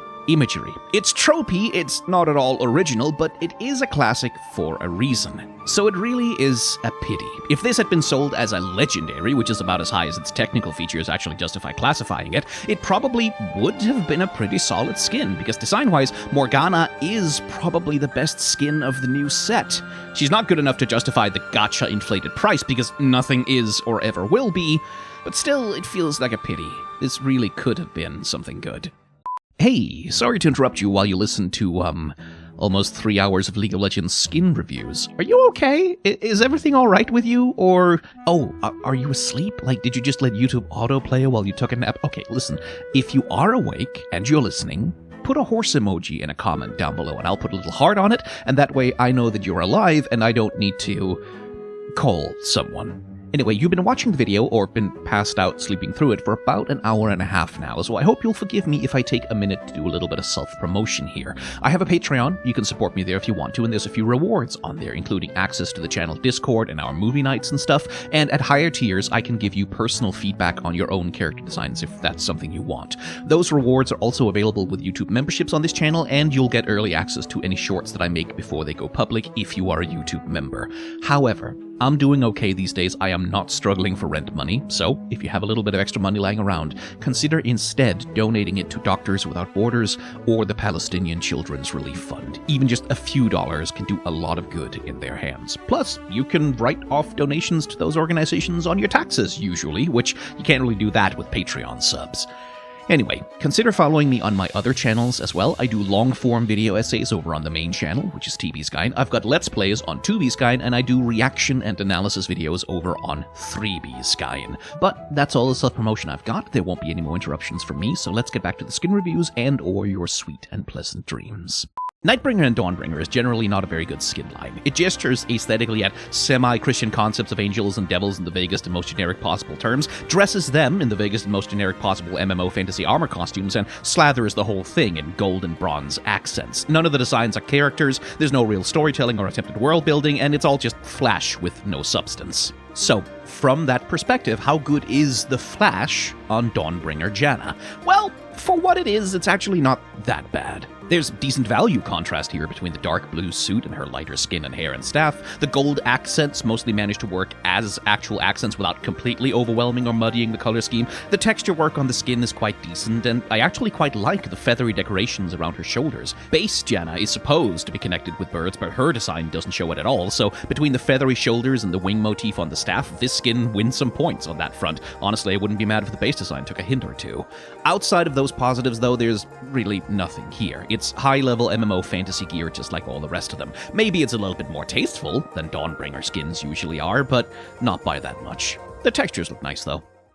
Nightbringer Evelyn is a skin idea that feels completely pointless at first blush. Oh, you're going to take the evil, sexy demon lady and give her a skin where she's an evil, sexy demon lady? Wow, revolutionary. And, yeah, Nightbringer is not at all an interesting skin. Nightbringer skins never are, but I will grant that it does have a couple of qualities. I quite like the colors on the lashers, for example. Bright Hellfire red and orange stands out and lights up really nicely from the dusty purple primary color scheme. And Evelyn's metal mask, with its devil horn motif and littlest eye on the forehead, is sharp and distinct and quite well formed, I think. The splash sort of implies, by the convenience of just not showing her from the front, that she's wearing a fully covering almost all dark bodysuit, which I thought would be kind of interesting, but on the model, yeah, it's just cleavage business as usual, with a rather ugly, garish scarlet color doing, I think, a really poor job of sensually outlining her anatomy. Evelyn is an extremely well-suited champion for fan service. It makes perfect sense to do that in a lot of her skins, but here, the ostensibly sexy parts feel like such a perfunctory afterthought, like a mandatory box that's being checked just because it's an Evelyn skin, rather than any earnest attempt at teasing or titillating an audience. Besides that, this skin is absolutely land-filled with metallic accents and details and greebles, all of which add up to no meaningful iconography. It is not a skin with no qualities, but none of its qualities are redeeming. Nightbringer Yumi. Yeah, okay, you know what, I'll grant you that is a lot more interesting than the usual Dawnbringer and Nightbringer slop, even if only because she's a cat on a book, and you can't say that for anyone else in that skin line. The skin casts her as a demonic little devil cat, replacing her usual pearl on a string headpiece with a dramatic spiky floating chain inset with an evil eye gem. It also darkens the color scheme, especially her fur, substantially in order to give it contrast with brightly glowing hellfire eyes, which is genuinely quite visually dramatic. It looks quite nice on her. Book is similarly recast as a chunky, heavy tome, whose pages are bound in metal and clasped with spikes, and upon whose front two more evil eye gems stare from within asymmetrical metal trims, giving the book an expression of Majora's Mask-like lidless madness. Like all Dawnbringer and Nightbringer skins, it's massively overwrought with way too much shit going on, and while I think the eyes are cool, I do think that the now much darker color scheme on the cat gets a little bit too dark and muddy overall, especially from an in-game perspective. This is not an amazing skin, but it is reasonably solid craft, and it benefits immensely just from the novelty that here, the Dawnbringer Nightbringer aesthetic is being applied to a cat and a book, instead of some generically angelic demonic face-tuned hot person. There's a formula to most Nightbringer and Dawnbringer skins, which is generic hot fantasy person plus high-level MMO gear plus angel and demon aesthetics, and then boom, you're done. With a subgenre in there for half-angel, half-demon mixtures, because that's even cooler, don't you know? And Callista here isn't exactly challenging that formula, but she does get to be slightly more interesting than most of the rest of the skin line, simply by virtue of how her base design has to be adapted. Callista is, at a baseline, a wiry, bony wraith warrior with skeletal hands and a spear through her chest, and trying to adapt adapt that into looking like a generically attractive human is tough. This is why SKT T1 Callista looks like such a fucking abomination, and why Fairy Court Callista looks noticeably less cutesy and pretty than everything else in that skin line. So, how do you adapt Callista into a generic angel? Well, you don't. You accept that Callista looks best when she's kind of a monster. She would have been a much more natural fit for Nightbringer for exactly that reason, of course, which is why I do appreciate that Riot's designers are trying to take a swing at a slightly less conventional idea.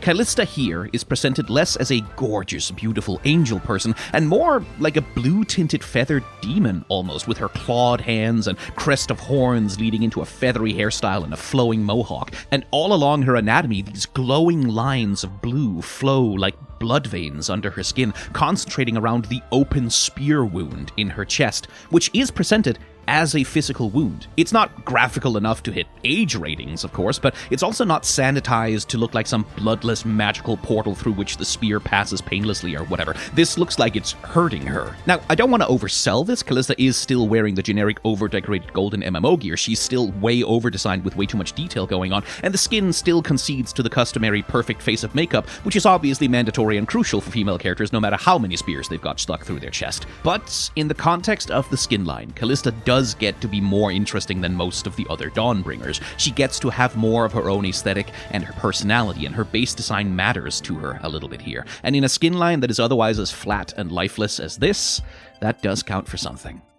Nightbringer Hecarim is a deeply uninteresting skin. If you want a hellish demon centaur with black and red primary colors, well, High Noon is right there. It looks cooler and more edgy and more scary and more demonic, and if that's not what you're looking for, then why would you even consider buying a Nightbringer skin? This skin, meanwhile, is pretty much just Hecarim in high-level MMO fantasy gear, brackets demon-themed, but not so demon-themed as to make him interestingly monstrous or anything. In fact, the skin noticeably humanizes him, giving him a human face and a human-like naked chest, which... why, though? Like, it can't be for fan service, because this is way too tame to do that, so what's the purpose of it? Hecarim is one of the most monstrous champions in the game, and you're making a demonic version of him, so why not use that to go full throttle with it? It's a baffling series of decisions. Anyway, there's no point belaboring the conclusion. This is a boring, bad skin which is actively going out of its way to be as uninteresting as it possibly can. It's shop filler. The name Spirit Blossom Springs is not so much false advertising as it is weird advertising. These skins have nothing actually to do with Spirit Blossom. This is just the champions going to a hot spring called Spirit Blossom Springs and doing thirst traps. But I guess someone at Riot thought they would make more money with a cross-brand promotional synergy marketing naming scheme, and so here we are. It is a fan service skin line, and while I often get annoyed by fan service getting in the way in other skin lines where it doesn't belong, here it's the whole entire point. So, how good is Yunara at doing fan service? Well, what you find sexy is pretty down to the individual person, but personally, for me, those loose-fitting pants with long vertical slits up the thighs barely held on with more than a slack rope around her waist, yeah, that works on me. That's a pretty good tease. And it also doesn't hurt that Yunara's skin is rendered as glistening and wet, really emphasizing how cut her musculature is. Ooh. So, yeah, fan service achieved. The skin is doing its job. On a secondary level, it's just also a fairly nice looking design. The placid dark blue on the pants works well against the bright pink of the hair and the yellow accent color, and her hair being put up in a hastily tied ponytail sells the vibe of casually just being at a spa. The only thing I don't think quite works here is the rubber ducky orbs. I think maybe that's a little bit too much on the cutesy side to be sexy, but really that's just a nitpick. Spirit Blossom Springs Teemo is easily the best of the entire skin line. Well, kind of. Spirit Blossom Springs is a fan service-based skin line, and that is one thing which Teemo really doesn't deliver here. But conceptually, and as part of the world building of his skin universe, this is absolutely top tier. Teemo here is based on a macaque, specifically a Japanese macaque species called the snow monkey, which are famous for bathing in hot springs. In universe, he's a member of the service staff of the Spirit Blossom Springs, playing lighthearted pranks on the customers, and thus his usual map-filled backpack is replaced here with a bucket of rolled-up towels that he hands out to the guests. It is pretty much a perfect redefinition of the champion, using everything that he already is and all of the stuff that he already has as a basis to build a new character that works perfectly with his animations and the expressiveness inherent to his character. Teemo here presents such a clear, well-drawn, and genuinely appealing character that I find myself instantly charmed every time I see him. He's just cute. Really, the only mark against this skin is that it isn't fan service. It isn't a horny, sexy Hello Sailor situation like the rest of them, which, you know what, Teemo should have a sexy skin someday. He's been a champion for like 15 years. He's earned it at this point. But nonetheless, despite the lack of sexy, this skin is pretty damn good. Spirit Blossom Springs, which really has nothing to do with Spirit Blossom, is primarily a fan service skin line, of a kind with Pool Party, but featuring the champions in the louche state of undress associated with the hot springs instead of wearing swimwear. Sona here is cast as the resident entertainer of the springs, soothing the other guests with her gentle tones, and right away there's kind of a problem with that because, number one, Sona is mute, and number two, in this skin, she doesn't have an instrument to play. Instead, her étoile, as it is called in universe, has been replaced with an adorable little duck pond. Now, visually, this is a fun idea, a fun way to reskin her instrument into something thematically appropriate to the hot springs, but it does mean that her animation now sees her concentrating really hard on randomly splashing her fingers around in the water in a way that reads as just a little silly, honestly. A small animation change where she is instead just calmly and idly playing with the water while relaxing would really have sold the idea of this skin better, but it's not a legendary, so I guess that's not an option. Like I said though, it's primarily a fan service skin, so how does it do as fan service? Well, Sona has always been one of the bustiest champions and has had big cleavage as a part of a lot of her skins before, but this skin is actually more risque than most of them because the upper half of her bra is actually made of translucent steam, which ever so gently teases that there's even more skin that might be revealed if you just look closely enough. So, if bust and cleavage is your thing, fan service accomplished, I guess. She also wears a very short dress with a bit of thigh action, but you really won't see that most of the time that this skin is on the Rift. The color scheme is solid, mirroring Yunara's color scheme with dark blue and teal posed against the bright hair, and she's got some nice looking hair accessories giving her a bit of personality on top of it all. I also really like the texturing on her twin tails, the way that they're curled and spiraling and transition into plumes of steam. It's very nicely crafted. It's not exactly a deep skin, and the constant hyperactive splashing in the pool undermines the sensuality of it rather a lot, but as fan service, I guess it's fine for what it is. In Spirit Blossom Springs, Set has come to the hot springs in the order of his mom to rest and recover after taking some nasty injuries in the fighting pit. And I think my biggest disappointment with this skin in practice is that Set is not actually injured at all. No scars, no bruises, no bandages, not even a band-aid on him. The thing is, this is a fan service skin. Its purpose is to serve some kind of sensual, sexual, or otherwise horny fantasy for the character. And do you have any idea how much catastrophically horny fiction and art has been created by thirsty women depicting injured, vulnerable, and weakened men whose sore and aching bodies need the gentle touch of a lover to nurse them back to health? I am talking entire genres of romance fiction based on this idea. Vulnerability, weakness, hurt, especially if those things exist in contrast to a character who's normally powerful, independent, and untouchable, those are potent triggers of erotic imagination, and it's honestly a little bit wild to me that this skin doesn't take advantage of any of them. Instead, Set here is his normal and vulnerable self and is showing really not that much more skin than in his base form. I mean, you get a bit of thigh action for whatever that's worth, and while his usual furry collar here is supposed to be a plume of steam curling off his hot, muscular body, I just don't think it really works. He just looks like he's wearing cotton candy or a couple of blobs of soft ice on his shoulders. It's just not appealing. Yunara's skin in this skin line has her body textured all wet and shiny to really play up her muscularity and imply sweat glistening on her abs, and Set doesn't even have that. As a fan service skin, I think this is pretty sexless, and then what even is the point? In theory, Aphelios is an amazing champion to create fan service for. He's a moody, physically perfect twink with floppy hair and a snatched waist. You would think that it would just design itself. And in the splash art, sure, Spirit Blossom Springs Aphelios does work. You can see the idea here as he lounges in the water, absent-mindedly tying up his hair, lifting his arms to make his chest muscles play, and there's water droplets glistening and running down his muscles. But then you see the character model in-game, and problem number one is that Aphelios' many weird weapons and postures never really let him pose in a way that shows off all of that naked skin. And problem number two is that he's a Dorito. It's an important part of his silhouette, and his animation is designed around it, but the absolute mandate here to have Aphelios have shoulders half as wide as he is tall just really get in the way of letting him look sensual or sexy. They just take up so much bulk. And then there's the hair. Again, this is an idea that works in the splash art, this wavy, water-like streak of blue obscuring part of his face. It's stylized and sleek and it's cool, but in-game, it just ends up looking like a weird smeared mop on his head, and it's much more messy than it ever looks stylish. So, as fan service, this skin just isn't very good. You're paying for the sexy in the splash art, not on the character model. And you can see the splash art anytime you want for free, so why would you buy this?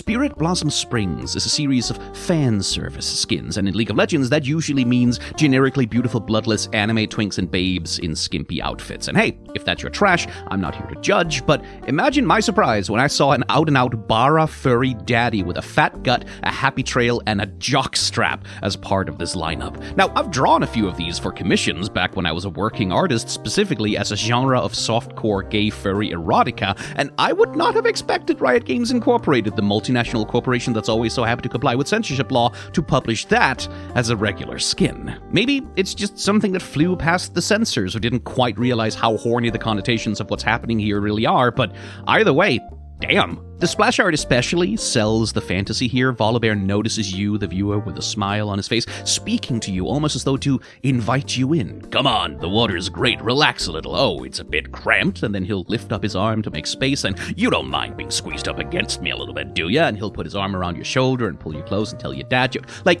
I cannot emphasize enough how much everything in this splash art is a common setup for gay bara erotica, on top of which bathhouses and hot springs have a lot of history as sites of queer cruising. So all of the semiotics of this thing are just pointing in a particular direction is what I'm saying. So you know what?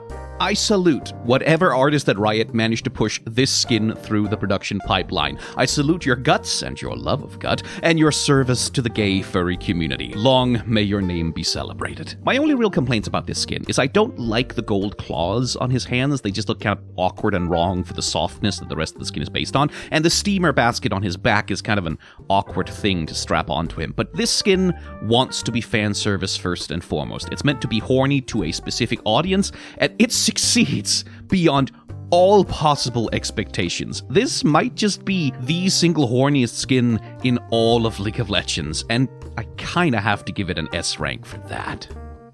Spirit Blossom Springs casts Ari as the proprietor of the titular Spirit Blossom Hot Springs, the shrewd operator of a bathhouse business where her guests relax and she gets to siphon spiritual energy from their pleasant memories. It's a bit of mutual benefit energy vampirism, and honestly, that's a really interesting narrative idea for an Ari skin.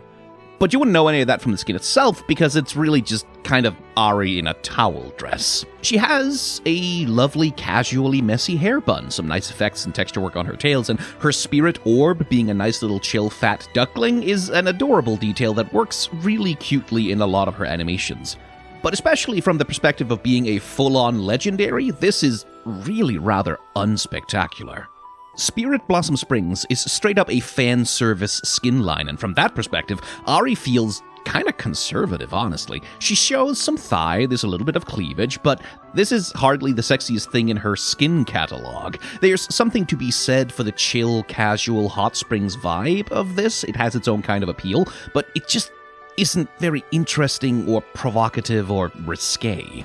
Honestly, if they'd played to her character here and dressed her up as a bathhouse owner, maybe with a little bit of cleavage and a dress with a slit up the thigh, like respectable but a little sexy about it, and then played into the slightly predatory femme fatale fantasy of a bathhouse owner who's eager to please you because your pleasure gives her energy, there'd be something there.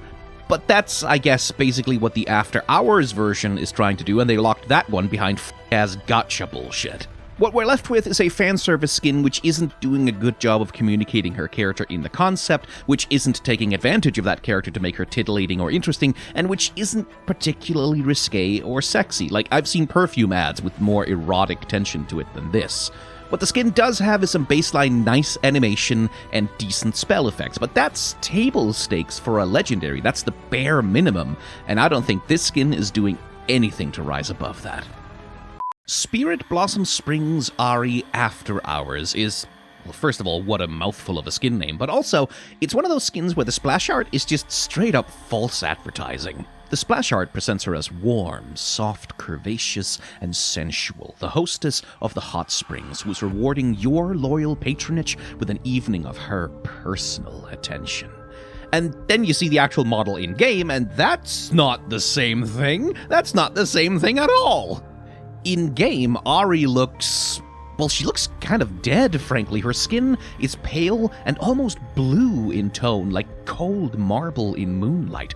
All the softness and roundness of the splash art is replaced with sharp angularity, and the physical attitude of her animation is haughty and superior rather than flirty and intimate. She doesn't even have that much cleavage on display relative to what she's doing in the splash art. Rather, she's actually buttoned up kind of tight in that dress she's wearing. Now, don't get me wrong, I think her character model is actually quite gorgeous. The texturing on her tails glowing red near the base envelops her in a gorgeous glow. The colors are fantastic. Her pale skin is a great contrast with her hair and the blood red accent colors. It's all very pretty and it's very well crafted, I do think so. It's just not what the splash art is selling at all, and it all makes me feel like there must have been some kind of communication breakdown internally at Riot during the production of this one. The splash art and the actual texture artist on the skin do not seem to be operating on the same page. Anyway, none of that affects my rating for this skin because this is gotcha bullshit. It is yet another 0.5% drop rate gambling lure designed to prey on whoever is vulnerable to that kind of manipulation, and the rank for this skin is therefore F, and you shouldn't bother trying to wail for it. I know it's futile to say because the people who are addicted already, and the people who aren't vulnerable to it don't see it as a problem, but please stop validating these business strategies with your money, I'm begging you. My main takeaway from this skin, though, is that I haven't seen a splash art and a character model disagree this heavily about what a character's vibes are supposed to be for a very long time. The charitable interpretation is that something somewhere got messed up in the production pipeline, but the uncharitable interpretation is that they thought they could hook more gotcha pulls if they put a bit more cleavage in the splash art.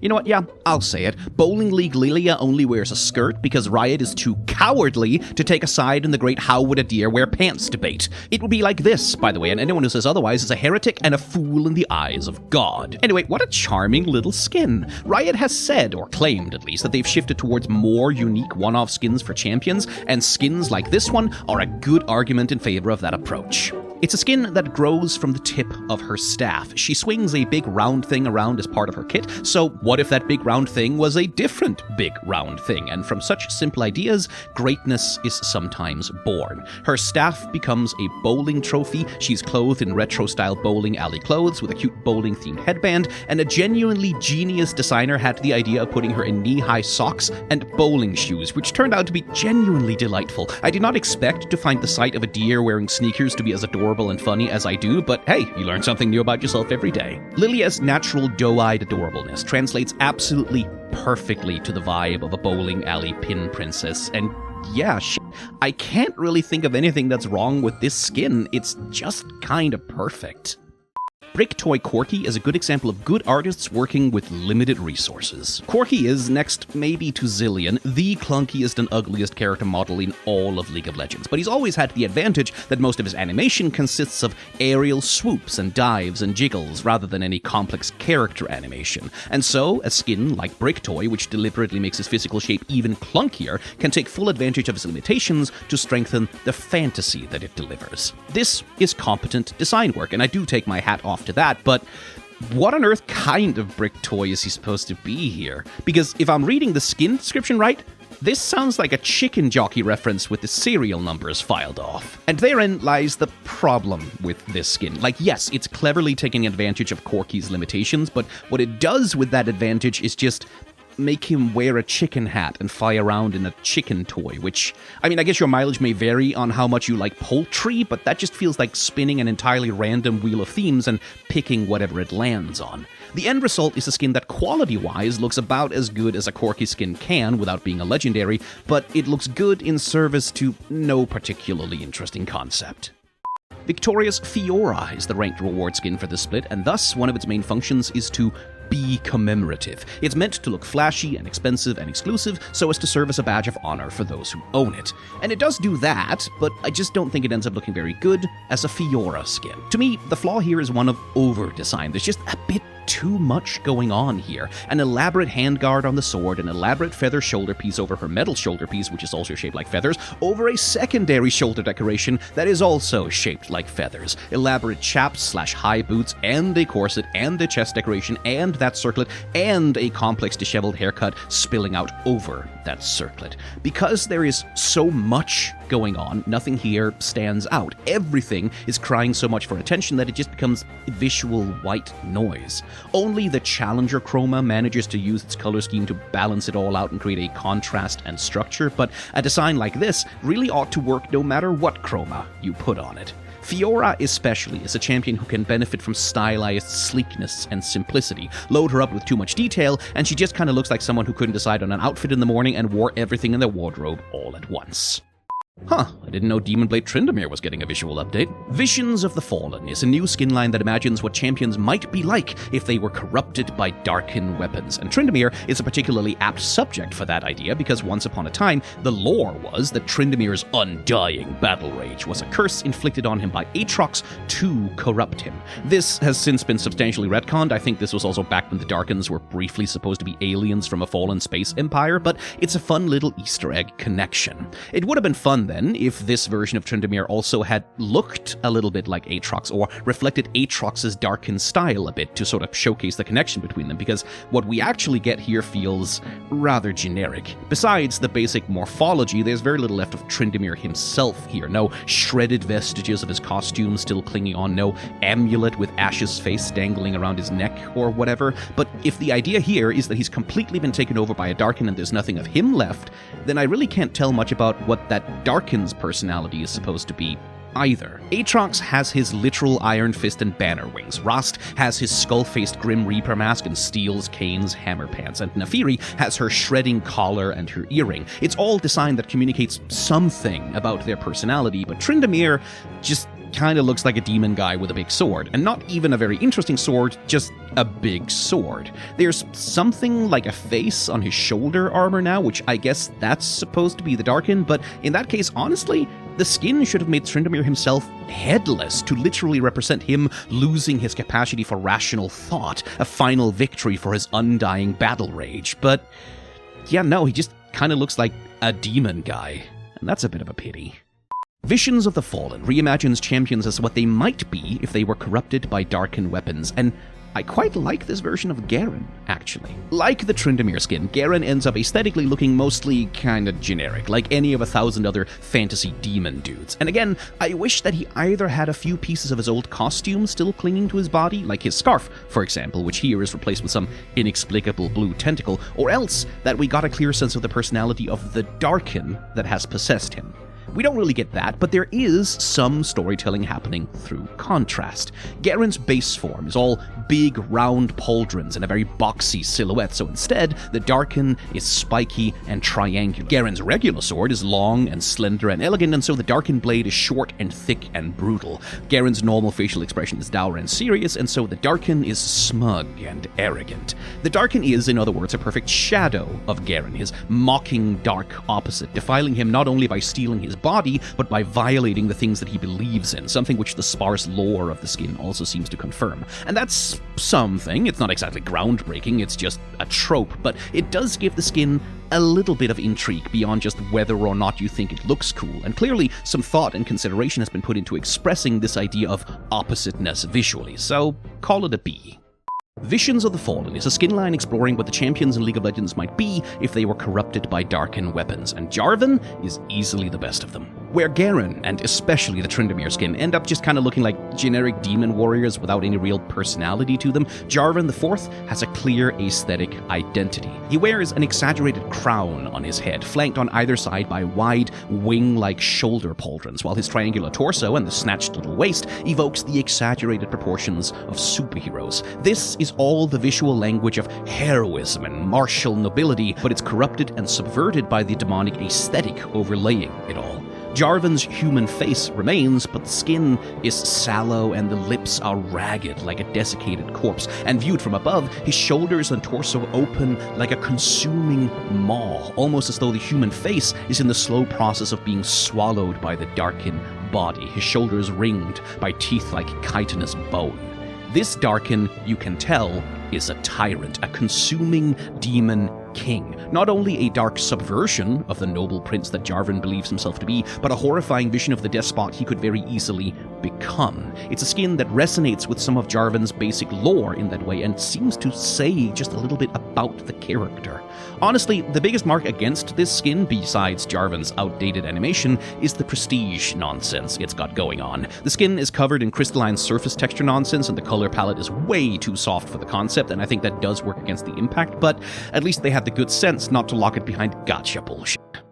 Arcana Lulu is a pretty solid skin in theory, but oh my god, is it also a reminder of how badly she needs a visual update. Lulu has always had the protection of her big hat, doing a good job of hiding how awkward her model is beneath it, but the double-tailed jester hat of Arcana takes over her silhouette so completely that it basically becomes her. Lulu doesn't look like a yordle running around in a big hat so much as she looks like a big hat running around with a red wig inside of it. Now, it's a nice hat, I quite like it, but between that and the chunky, grinning, two-faced jester staff, I just don't feel like I can see Lulu in this skin almost at all. Setting that aside, as character design, this is nice, if maybe a bit pedestrian. Lulu is a jester with a half mask and heterochromia, and her staff has a smiling face on one side and a sad face on the other side because haha theater comedy tragedy masks, don't you know? And I don't know, it feels a little bit like half of the OCs that I used to see people posting on DeviantArt, and it also feels a little bit like an aesthetic that would work a lot better on an Arcana Zoe skin.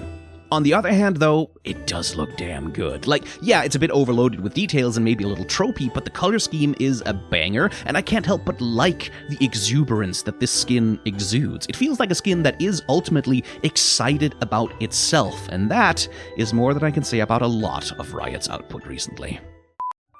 I don't know, man. I think I'm just really tired of Jhin skins. Not just because he has so many of them, and not just because the legendaries have started getting a bit shameless about reusing assets and animation, but because they never change their goddamn tune. Here's a skin of Jhin being cool. Here's a skin of Jhin being cool. Isn't he cool? Isn't he slick? Isn't he badass? Isn't he scary? Blood Moon, Project, Dark Cosmic, Shanghai Scrolls, Empyrean, Soulfighter, Mythmaker. I maintain that the best Jhin skin still is High Noon, because that skin has the guts to at least present him as a gangly, dusty weirdo. I am so over skins that just make Jhin look cool. Enter now Arcana Jhin, which is in the curious position of trying to make Jhin look cool, and failing at it. He has the dramatic theater mask shoulder piece and porcelain clawed white arm and high contrast red and gold Arcana color scheme, but his gun just looks kinda silly with that mask on it, like it's spitting the bullets out of its mouth like Yoshi. And then there's his head.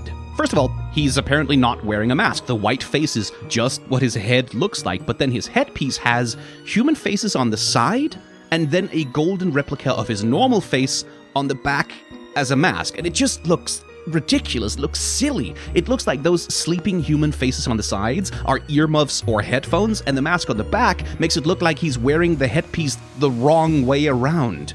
And then there's the haircut and the star-shaped glow in one eye, and I'm sorry, but this guy looks like fucking Shatterstar. He looks like he was designed by Rob Liefeld in the 90s. He looks like he's his own grandfather due to a time travel paradox, and then he had a really shitty, unmemorable cameo in Deadpool 2.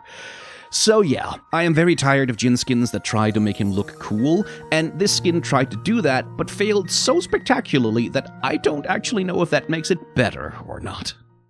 Holy shit, they gave Alistar a skin, and it's actually pretty good? Elderwood Alistar is a pretty simple concept. What if Alistar was a giant forest golem made of trees and moss and rocks? And it pulls it off pretty successfully. It covers him in rune-inscribed rocks and plant foliage and turns his body into a mass of knotted, veiny trunks of wood approximating the shape of musculature. His horns get a lot of artistic attention, being rendered here as a beautiful triple set of branches curling about each other, but which, when viewed from above, almost have something of a beetle's mandibles about them, adding very well to the nature forest vibe. The color palette is a lovely sedate turquoise and teal green resting peacefully against gray stone, and it all communicates the vibe of a restful, cool forest landscape. There's some lovely subtle texture work going on him with all that foliage as well, trying to imply that the leaves on his body are not merely moss and grass, but fully grown bushes and trees, which is cool, although I just don't think the skin quite sells the scale of that on the model, which is really my only criticism. I think if they added things like perching birds or maybe even a full tree growing out of his back alongside the rocks and leaves, and maybe made his head a little bit smaller, then maybe this skin could have sold the scale of him being fully like a hill-sized living forest on the move, which would have been cool, but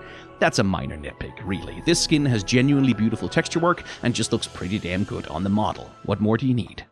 For what they are, the T1 2024 World Championship skins are pretty darn good, actually. As I've said many times before, esports skins are, first and foremost, commemorative. Their function is to celebrate a time, a place, or person, so whether or not they themselves are good design is kind of a secondary consideration. So, these skins tend to run the gamut, from mascot costumes to cheesy Super Sentai teams to look how cool we are badass lineups. And T1 here, as they have been in previous years, are very much in the look how cool we are badass lineup camp, but they do take kind of a genuinely unique tone with it here, flavoring themselves not as gods or heroes, but Dark Souls bosses, basically. Or, well, maybe not Dark Souls directly, so much as one of the many anime-inflected Souls-like imitators that have followed in Dark Souls' wake, but T1 are portraying themselves quite directly as villains here, rather than conquering heroes, very much playing into the Faker is the Demon King of League of Legends mythos around their star player. Zeus' Nar still retains a lot of goofiness with his glasses. There's really no way to make Nar not a little goofy, and Owner's Vi, with the somewhat bafflingly exposed sides of her torso and goofy headgear,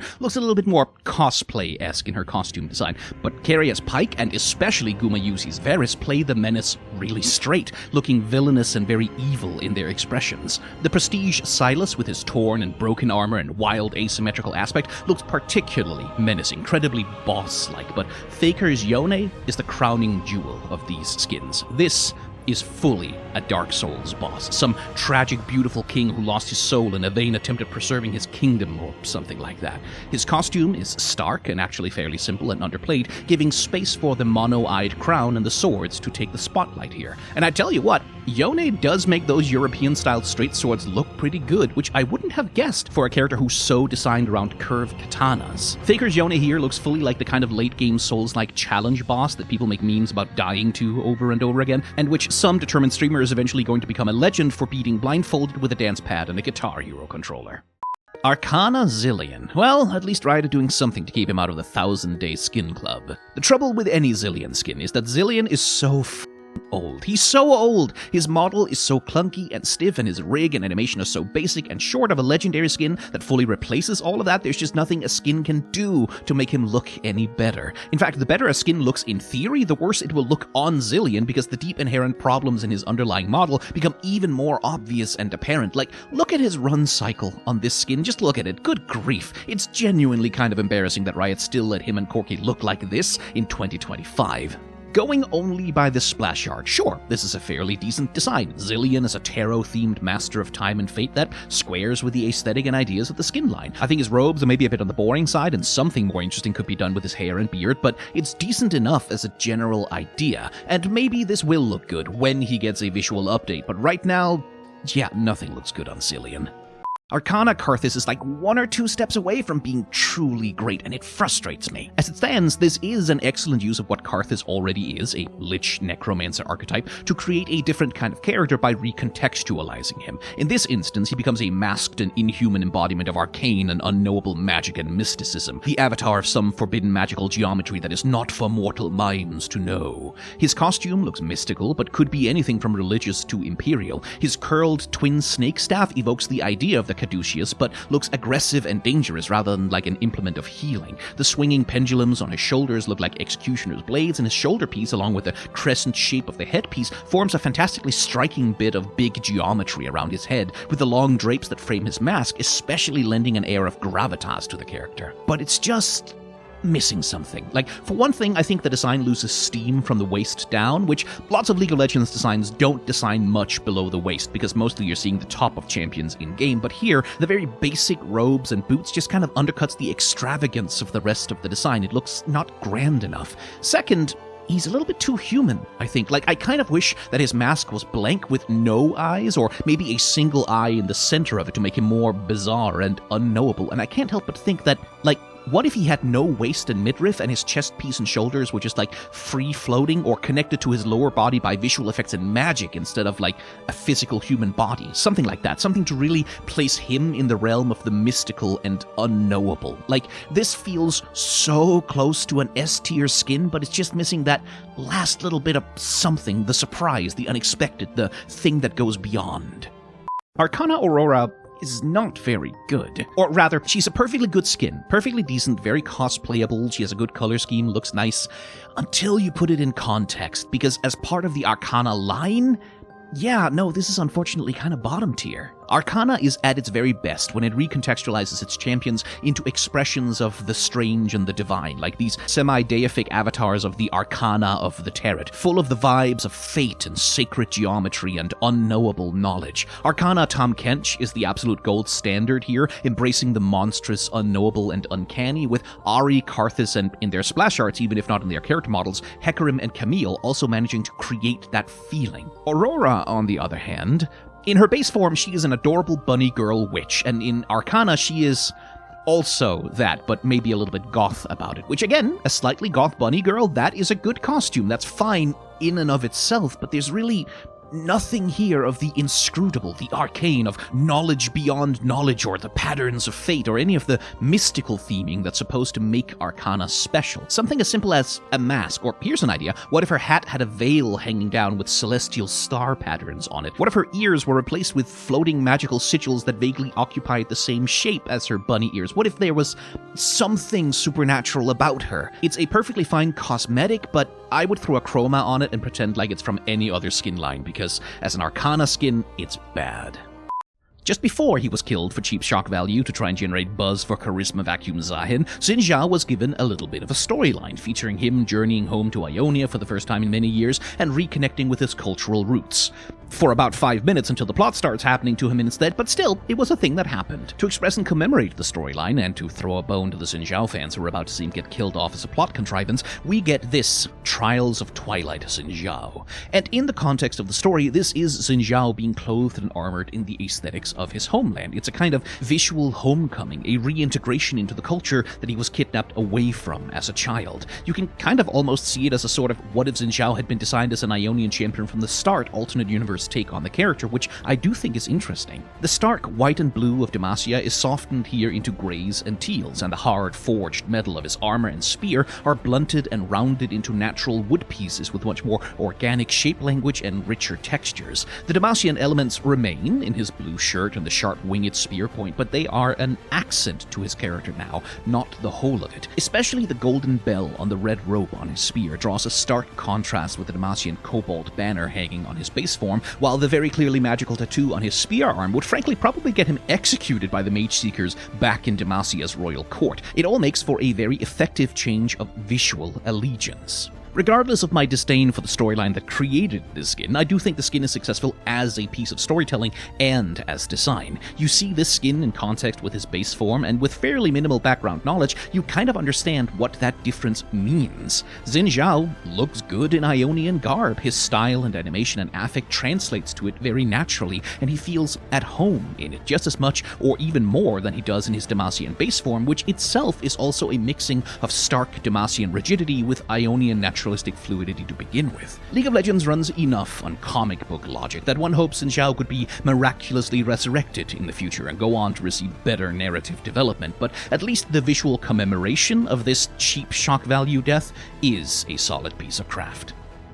Flora Fatalis might be the funniest skin line that Riot has put out in years. Not because anything about the skins themselves is comedic, but because all of them make Zyra look so bad by comparison. Zyra's story is that she's the collective hive mind of a field of magical carnivorous flowers. One day they're doing what they do, consuming the hapless humans who wander into reach of their tendrils, when one of them turns out to be a powerful sorceress. She casts a spell, that spell sets the magical gases of the flower grove on fire, everything magic explodes, and the sorceress's body gets magically merged with the hive mind of the flower field. Thus emerges Zyra, an unholy combination of human and plant, empowered with magic and consciousness but driven by the carnivorous plant's eternal need to consume and spread and consume and spread. But you wouldn't know any of that to look at her, because Zyra is Poison Ivy from Wish.com, effectively. She's a sexy evil redhead wearing plant-themed lingerie who likes to tie people up with her tendrils. It's all very Batman and Robin 1997. It's over the top, it's kind of campy, and laser-focused on sex appeal as a primary design goal above basically all other considerations. And it is successful at doing that. Zyra is a very sexy character design, and lots of people like her for serving sexy evil flower mommy and so on. What Zyra is not, though, is either novel or interesting, nor is she a very good expression of her narrative. In story, she's a horror monster, literally strangling human beings to death in their sleep, numbing them with poisons and infesting their flesh with plant tendrils, slowly tearing their bodies apart to water her roots with their blood, and that's just not what you get from her base character design. Nothing here is horrific or scary. None of this implies a shallow, uncanny human facade covering the consuming hunger of an inhuman intelligence. She looks neither normal and harmless enough to be a monster pretending to be human, nor does she look grotesque and chimeric enough to be an interesting monster design.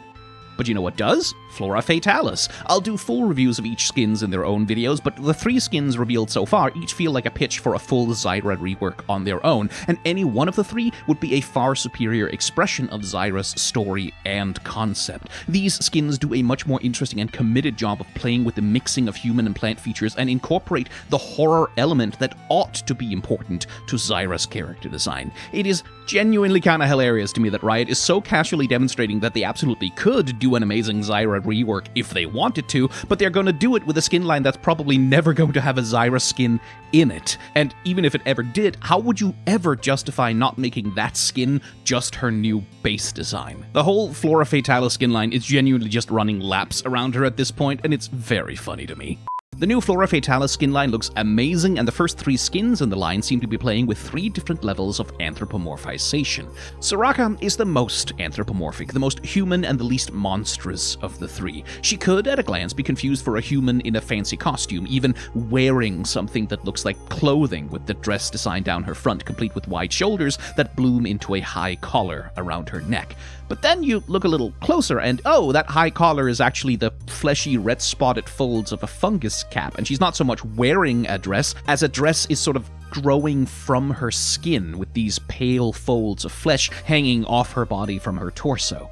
Her hair, or her veil, depending on how you see it, similarly is made of the thick pleated waves of some droopy fungus, or perhaps the tendrils of an ocean anemone. Her legs are long chitinous stilts, and her face, again so porcelain-like and beautiful at first glance, is revealed on closer inspection to be pallid and death-like, with unhealthy red stains under the eyes, smeared as though some horrible liquid has been seeping out from inside of her eye sockets. Even her long feminine eyelashes look more like the stamens of flowers or thorns or the hairy spikes of some sort of fruit than they do any kind of makeup. Her staff also looks genuinely kind of amazing with its bizarre biological geometry, even if the bulk of the thing does look a little bit awkward in some of her animations. Flora Fatalis is some of the best skin work I have seen Riot do in a very long time, with some really interesting body horror themed character design, and I hope on the one hand that it becomes successful enough to get some kind of a follow-up, but on the other hand I don't want it to become too successful because then Riot will ruin it by overstuffing it with mediocre cash grab skins and gacha bullshit, so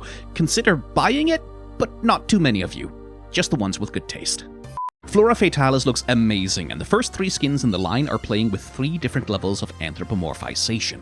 Fiddlesticks is the least anthropomorphic of them, and appropriately to the character, is by far the most monstrous and bizarre. There is a vaguely human shape in there and a doll-like face on its head, but Fiddlesticks' junk pile of farm tools body is here fully converted into an arrangement of coiling plant roots and thorny stems. Briar branches are arranged like a ribcage around a seed-like core, blooming into an asymmetrical wild crown of petals and leaves which cradle the doll face, which itself is shaped almost like a blooming flower seed.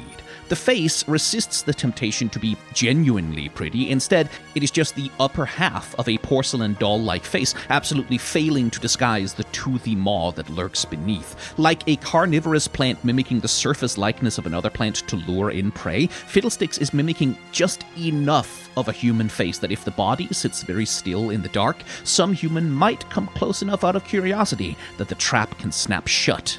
For all, though, that this is a genuinely amazing Fiddlestick skin and a very compelling horror monster design, I do have a couple of niggles. The scythe, for example, is still very clearly a scythe. Like, they've tried putting a flower and leaves on it, but it doesn't look like a sharp branch or whatever. It looks like a scythe, a man-made tool. And I feel like maybe instead of having it held by a hand, what if they just made the scythe part of the arm? That might have worked a lot better, or else lean into that idea, make it a normal human farm tool that Fiddlesticks took from one of its victims, let the contrast do some storytelling. Right now, it just kind of looks like they're trying to paper it over with flower aesthetics and hoping that nobody notices that it's a little bit dissonant. Still, it's genuinely funny to me that not content with being a superior fear demon to Nocturne, now Fiddlesticks also wants to be a superior plant monster to Zyra.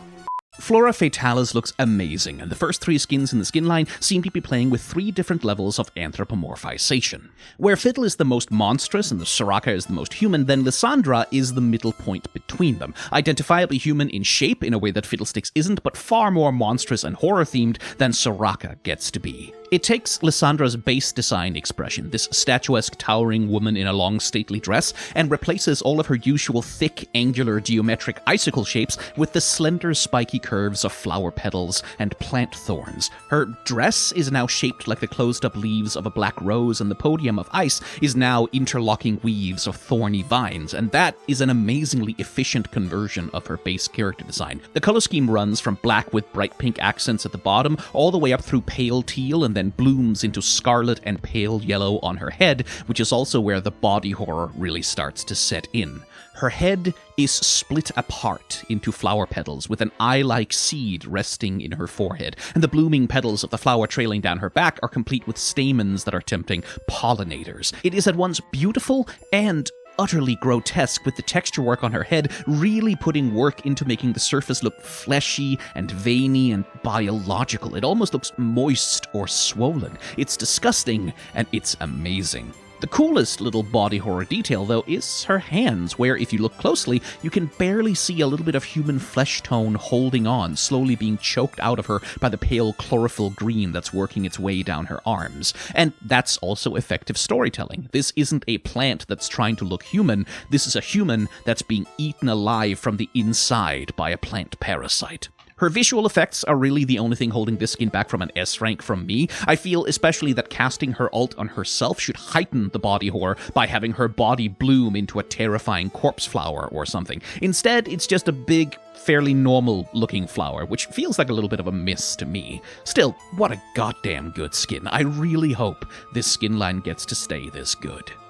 Eternal Aspect is a new skin line? I don't actually 100% know if this is a line or just a one-off, but whatever the case, Zoe is the first one of whatever these are. And the conceit here seems to be that this skin depicts the aspect of Twilight, the pure, cosmic embodiment of the power that Zoe carries, but realized as a character, a true form, as it were. And I don't know if it's because this is a Battle Pass reward skin, and Riot often don't like to put that much effort into those, but this feels like it's a little bit basic for embodying that concept. The aspect of Twilight is the embodiment of the edge between light and dark, the primordial trickster spirit of the universe, the embodiment of imagination and mischief and change, and in design you might show that kind of thing with like wild colors, or an elaborate flowy costume that hides the character's body and movements, or you might hide their face, or give them a mask to show their mysterious intentions, or since she's embodying shadow as well as light, you might split her design between those ideas and play with really high contrast pairs or something. But as it stands, all there really is here is the normal gradient on her hair that she already has, depicting a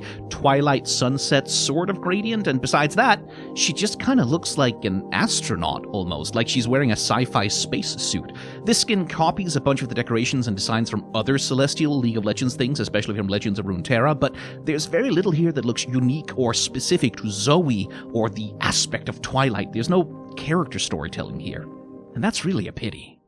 Mega Kingdom's Skarner is the platonic ideal of a B-tier skin. The skinline's conceit is what if Pacific Rim, but wuxia, so the champions here are all giant battle mecha designed to fight kaiju with an East Asian historical fantasy twist thrown on top of that. Thus, Skarner's segmented scorpion body is sharpened into interlocking mechanical mecha parts. He gets some pretty cool looking drill turbine tails and a pagoda temple on his back to sell the historical fantasy idea, which is protecting what looks like his power core. And it all just works. It looks exactly like what it's supposed to be and executes the idea perfectly competently. I even like the color scheme here, tired as I am usually of Riot slapping gold and red on absolutely everything. Here, the gold is working quite well as a highlight color against his dark body and as part of a primary color trinity with the red pagoda and the blue power glow. This is not a remarkable skin in any way, or surprising or particularly innovative, it's just simple, functional craft.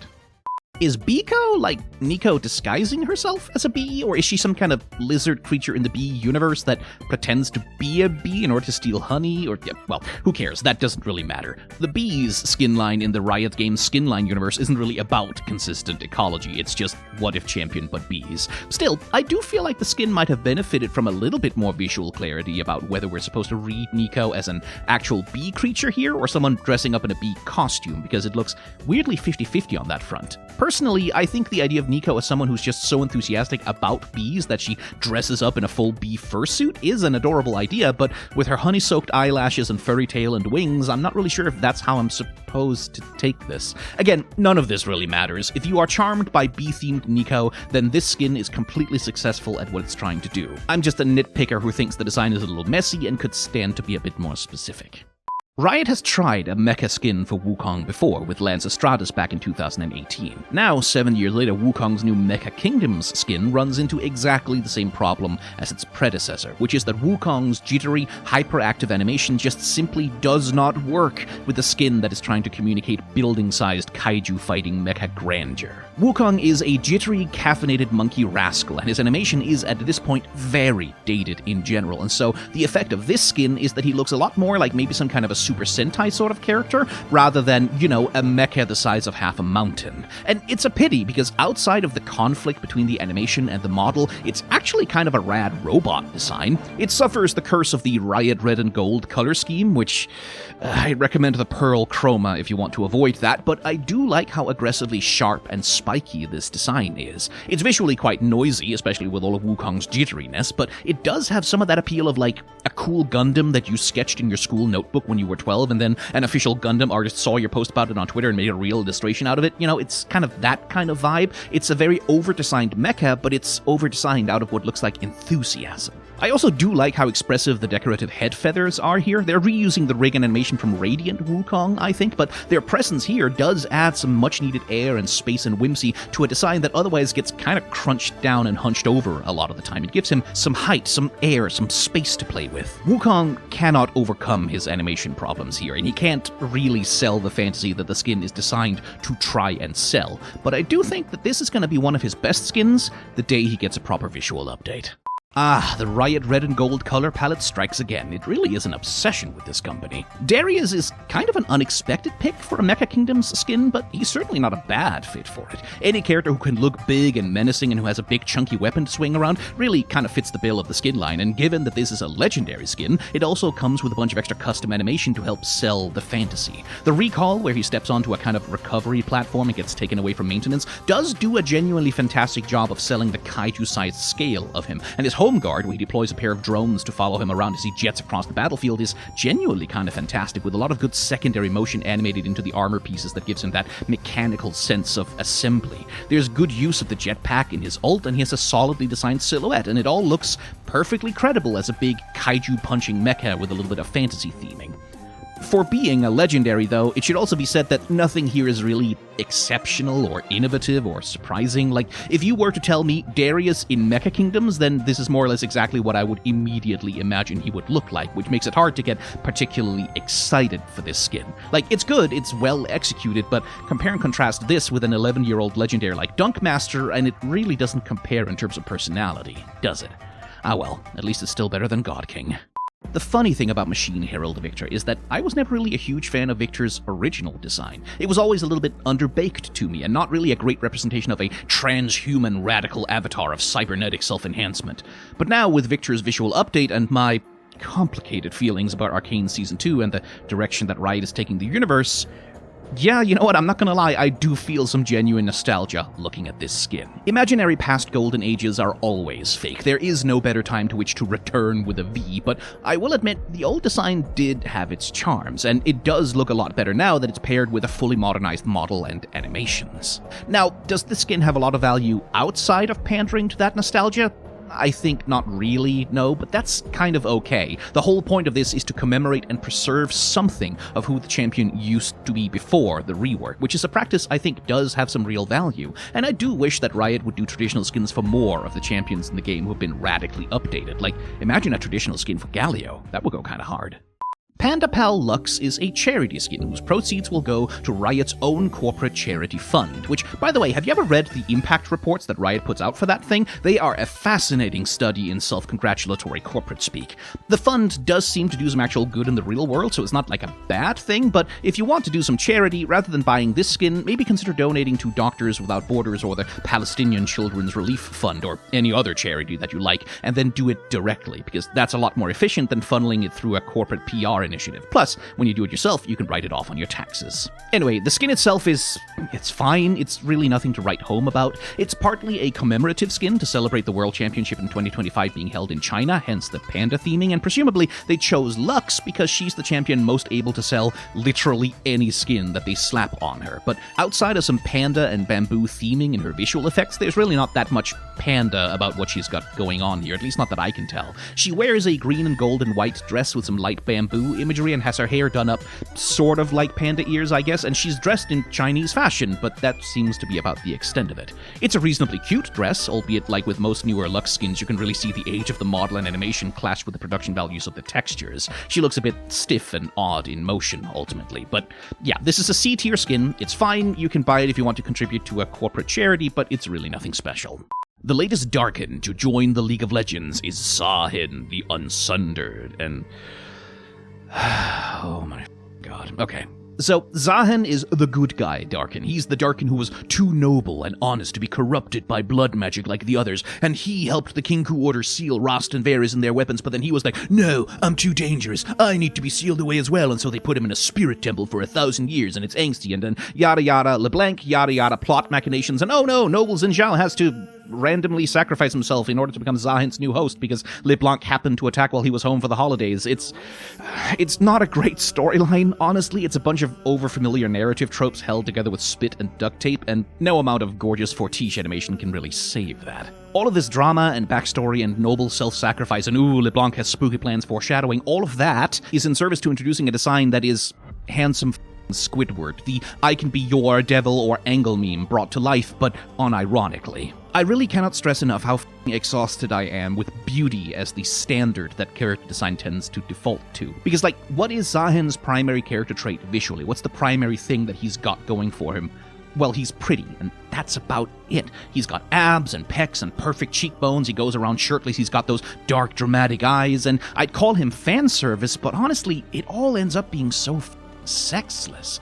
Which, might be on purpose. Zahen is his standard broody, dramatic, sad warrior poet archetype, number 15 with no modifications, and all of this bloodless beauty is a pretty run-of-the-mill way to present that specific archetype. Zahen isn't sexy because he's trying to be seductive or cares about being beautiful. It doesn't connect to anything expressive or interesting about his character. It doesn't say anything about how he has lived his life or how he feels about himself or how he wants to present himself. He is sexy because unattainable beauty is a cheap way to make an emotionally unavailable character seem alluring. It's a trick we've seen a million times before, and League of Legends seems entirely uninterested in innovating on it. But hey, at least they slathered him in the standard Riot red and gold color palette, because red is dramatic and gold is how you know something is expensive.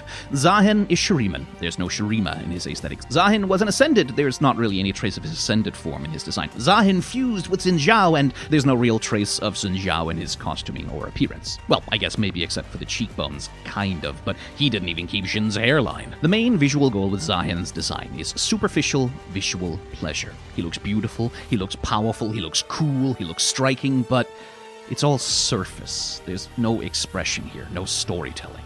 It looks expensive, but it feels very cheap. Zahen is one of the most boring champion character designs in League of Legends in a long time, in no small part because his entire design is laser-focused on just looking beautiful to the total exclusion of all other ideas or possibilities. He is the very definition of a one-note character design. And I guess, second verse, same as the first, his launch skin doesn't even try to do anything different. Immortal Journey Zahen's first and only priority is to be as handsome and beautiful as possible. Now, in fairness, Immortal Journey skins have always put a premium on being superficially beautiful, but that's why this is such a mind-numbingly boring choice for a launch skin for Zahen, because you're just putting a hat on a hat here. As costuming within the skin line, this also feels kind of uninspired. There's a lot of cool, interesting fashion in East Asian historical fantasy, but Zahen here wears an outfit whose silhouette and shape language is very easily confused for just kind of a modern suit, giving him the vibe of a contemporary fashion model much more than a legendary dragon king from myth and legend, which is what he's technically supposed to be here. And if the vibe you wanted was modern, suave fashionability, just give him a goddamn debonair skin. He's gonna get one eventually, it might as well be now, and you can give him an Immortal Journey skin when you have an interesting idea to execute on. Whenever League of Legends introduces an actually good new skin line, the joy that one feels must be tempered by the cold comprehension that Riot's primary reaction to success is to run their success into the f***ing ground. Thankfully, Rain Shepherd isn't at that point yet, and it has yet to lose its heart to endless repetition. Stealing a trait from Dragon Trainer, Tristana here recontextualizes her canon as an animal companion, in this case Ribby the frog perched on the end of her umbrella, burping out bubbles for her projectiles. Now, not being a legendary skin, Ribby here is sadly rather under-animated, stiffly stuck in place, even when Tristana dances or taunts, and that's a real pity because the charm of their relationship is kind of supposed to be central to the charm of this skin as a whole. The fact that Ribby just isn't visually quite as alive as part of the model as he should be is a real blow to the fantasy, honestly. Still, Tristana looks adorable in her little froggy rain hat and coat, the color scheme is appealing and well-balanced, and the cheerful splashing in puddles cutesy rain theme of the skin line works really well with her movement and animations. It's not as perfect as Rain Shepherd Melio, but this is still a solid skin. Rain Shepherd Gwen is two things. Number one, it's a very cute skin, taking full advantage of the green, blue, and yellow color scheme of the skin line to craft an immensely appealing costume for the character, possibly the most eminently cosplayable skin that Gwen has ever had. Number two, though, is that she's not a super great Rain Shepherd skin, specifically. Rain Shepherd, at its core, is all about being out in the rain, splashing in puddles, playing with frogs, singing songs, hearing the gentle tapping of rain on umbrellas, and all that sort of thing. That's the vibe of the skin line, and Gwen just doesn't really have that vibe. Her clothes don't really look like they're made for being out in the rain. She has no umbrella or rain hat or galoshes or waders. Her skirt is too short to protect her legs at all, and of course, the giant scissors aren't really something we associate with rainy weather. Thus, Gwen has to justify her presence in Rain Shepherd by having her skin bio say, oh, she's the seamstress who makes all of the rain clothes, and okay, I can accept that, but then why does she have safety scissors for children instead of, seamstress dresses scissors? And again, why is her outfit then so much less like rain gear than everyone else's is if she's the one who makes it? And look, the internal lore of Rain Shepherd isn't important, that's not why anyone cares about it, but my point is that Melio and Fizz and Tristana don't have to justify their presence in the skin line. They fit in as naturally as breathing, but Gwen can't help but look like she's kind of cosplaying Rain Shepherd rather than just being it.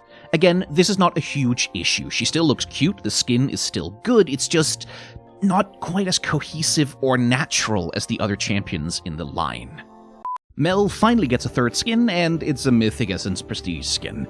Of course it is. It is a Winter Blessed skin, which is Riot's attempt to do a darker, more dramatically fantasy-themed version of their otherwise rather repetitive Winter Wonder skin line, but honestly, it's really hard to tell that much of a difference here. A Winter Wonder skin version of this would have had white fur instead and maybe looked a little bit warmer, but besides that, there's just not enough drama in the Winter Blessed skin to really justify the difference. Compare and contrast with the stark and flamboyant Nutcracker ballet and fantasy czarist Russian court aesthetics of Camille, Swain, Lucian, and Senna, and Winter-Blessed Mel here looks just kind of underdressed for the occasion and rather dour in her color scheme. The Aurora Borealis visual effect on her train and her hairpiece in-game do help with this, but the costume design just remains underbaked for me here, too pedestrian for the setting, and her color scheme just feels way too drab for what she's supposed to be. She's supposed to be the avatar of a Polaris, the powerful source of winter magic in this setting, but outside of the moments when she pops her shield in-game and her hair glows, she just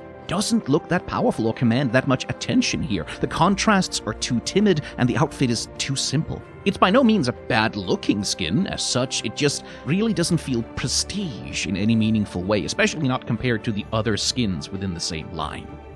The Winter Wonder skins are, as a style of design, rarely particularly interesting, but they really aren't supposed to be. They are seasonal skins, cosmetics that evoke a certain time of year, and whatever else you can say about Zeri here, yeah, she does do that. Lots of white and blue, eyes all over her costume, big fur coat, and fur lining on everything. So, in that sense, it is a successful skin design, and being a legendary, it does come with a few fancy custom animations, specifically focused around Zeri as an ice skater. In her base form, of course, she skates on her electrical powers, so this skin is just taking that idea and making it literal. And those animations do look nice, with a lot of nice key poses and very appealing twirls and posture. I especially like her home guard animation here, which has a lot of playful joy to it.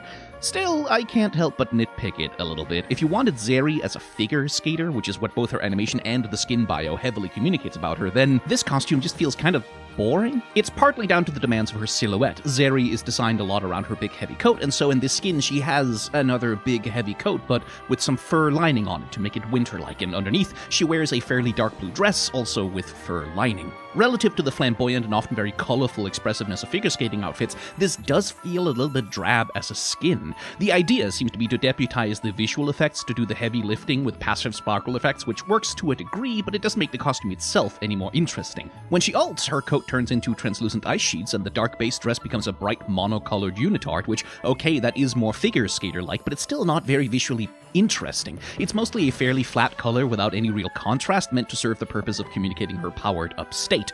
I can't help but feel like having the translucent coat of ice sheets be the default would make her base state more interesting, while losing the coat but keeping some of the darker contrast colors on her unitard would make her alt state feel more impactful and different, like she's throwing off her coat to put on a big show and then putting it back on afterwards because she gets cold. She even has a voice line that suggests this. Again, the skin is good, and this is nitpicks, but just because Riot is now trying to sell cosmetics for $250 and $500, that doesn't mean that the $15 legendaries get graded on a curve. They are supposed to be top of the line, and they get sold at the price of an entire decent indie game. Winter Wonder Melio is fine. To give you the grade up front, it's a C, a perfect passing grade, but there's really nothing exceptional here. Seasonal skins tend to generally just be commemorative, like a souvenir from a tourist gift shop, so the point is rarely to present any kind of compelling artistic ideas, so much as it is to slather as much of a seasonal aesthetic as possible onto a skin, and then let that be limited-time shop filler. Winter Wonder Melio is one of those. Competent, inoffensive, and adequate, although your mileage may vary depending on just how willing you are to be charmed by the ridiculously, excessively adorable baby seal he carries in his backpack now. Personally, I think it's a bit too much, but I don't really have any problems with it. Seasonal skins are not really supposed to be good as such. Like a souvenir from a tourist trap, they are supposed to be a bit kitsch, a bit silly, and a bit corny, just so long as they evoke the season they're representing. And from that perspective, Reindeer Smolder is a success, with his Rudolph red nose and his wings and tail taking the shape of a decorated Christmas tree complete with a star on the tail tip. He's a weird, overly cutesy decoration piece, perfectly at home on Grandma's mantelpiece or found in the bottom of the big box of Christmas decorations you pull out of storage each year. But on the other hand, look, I don't know what the hell he looks like, but he doesn't look like no goddamn reindeer, that's for sure. Smolder's model just isn't really made to look like an ungulate in the first place. His freaky little face and sharp carnivore teeth can't support that illusion, and the Christmas tree tail and wings absolutely exclude him from the category of reindeer. He looks like some kind of Christmas-themed gremlin, or maybe some kind of unholy Christmas chimera created in Santa's Forbidden Frankenstein lab. He is cute, and I like how weird he looks, honestly. It's adorable, but if the goal was to make him a reindeer, then he needed a legendary skin that could actually carry the necessary modifications to the model. Just call him a gremlin. As ever, the 0.5% drop rate gacha bullshit earns every skin that's stuck in it an automatic F, because that business practice. But even if this wasn't gacha, this skin wouldn't score very high from me, because Jesus Christ, this thing is overloaded. The idea here is that Nami is the abyssal sea queen of some long-lost magical kingdom on a revenge quest against a thief who wronged her, which, okay, fine. But what strikes me the most seeing this skin in motion is how much I cannot pick out a single interesting or identifying detail in all this mess. There is so much going on. She has multi-layered frilly tentacles for tails, and a multi-layered frilly dress, and multi-layered frilly hair, and multi-layered frilly gloves, and a multi-layered crown thing with a frilly veil, and all of it blends together into this blob of noisy detail that's not helped at all by the desaturated drab color scheme. So many things in this design are screaming for attention, and the result is that no part of the design stands out or is even able to define the look of the thing. It is piling on details to cover up what seems like a total absence of compelling, strong ideas. Sunken Shadows Lucian is another 0.5% drop rate gacha lure, and well, let's just slap an F grade on that and get it over with. It is a reskin of High Noon Lucian, in much the same way that Sunken Shadows Nami is a reskin of her Coven skin, and boy does that reskin come with some problems. Theoretically, this Lucian is a proud and respected pirate king on a tragic love quest to save his queen by offering his service to the Sea Queen Nami, and his costuming does support that story with a fairly tasteful imperial purple coat over a vest and cravat, which combines nicely with his well-groomed facial hair, sleek hairstyle, and a sharp hat. Unfortunately, all of that is stretched really awkwardly over a decidedly less regal and less dignified cowboy skin, whose animations and bearing really does not pair very well with the attempt at a noble, tragic ship captain. High Noon Lucian is just way too animated and expressive, and he fatally undercuts the seriousness of what's being attempted here. Look at his idle pose, look at that wide horse-riding, bow-legged stance. I do not buy for a second that this is supposed to be a dignified, tragic pirate captain. I just don't. Riot, if you must make these f***ass gacha skins, the least that you could do is not just blatantly recycle your legendaries, and if you must blatantly recycle your legendaries, at least do a better job than this. Draven gets the Victoria skin for the last split of 2025, and as usual with Victoria skins, because their function is to be commemorative and exclusive, the question of whether or not they're actually, good is entirely secondary to their function as bragging rights. Victoria's Draven is a great example of all of this, because wow, this skin is honestly just kind of a mess. His axes look awful. In his base form, they're big stupid chunks of sharpened metal, brutal, impractical weapons of a wrestling heel showman, but here they look like they're actually trying to be cool, like anime weapons or something, and it just falls completely flat because what even is this shape?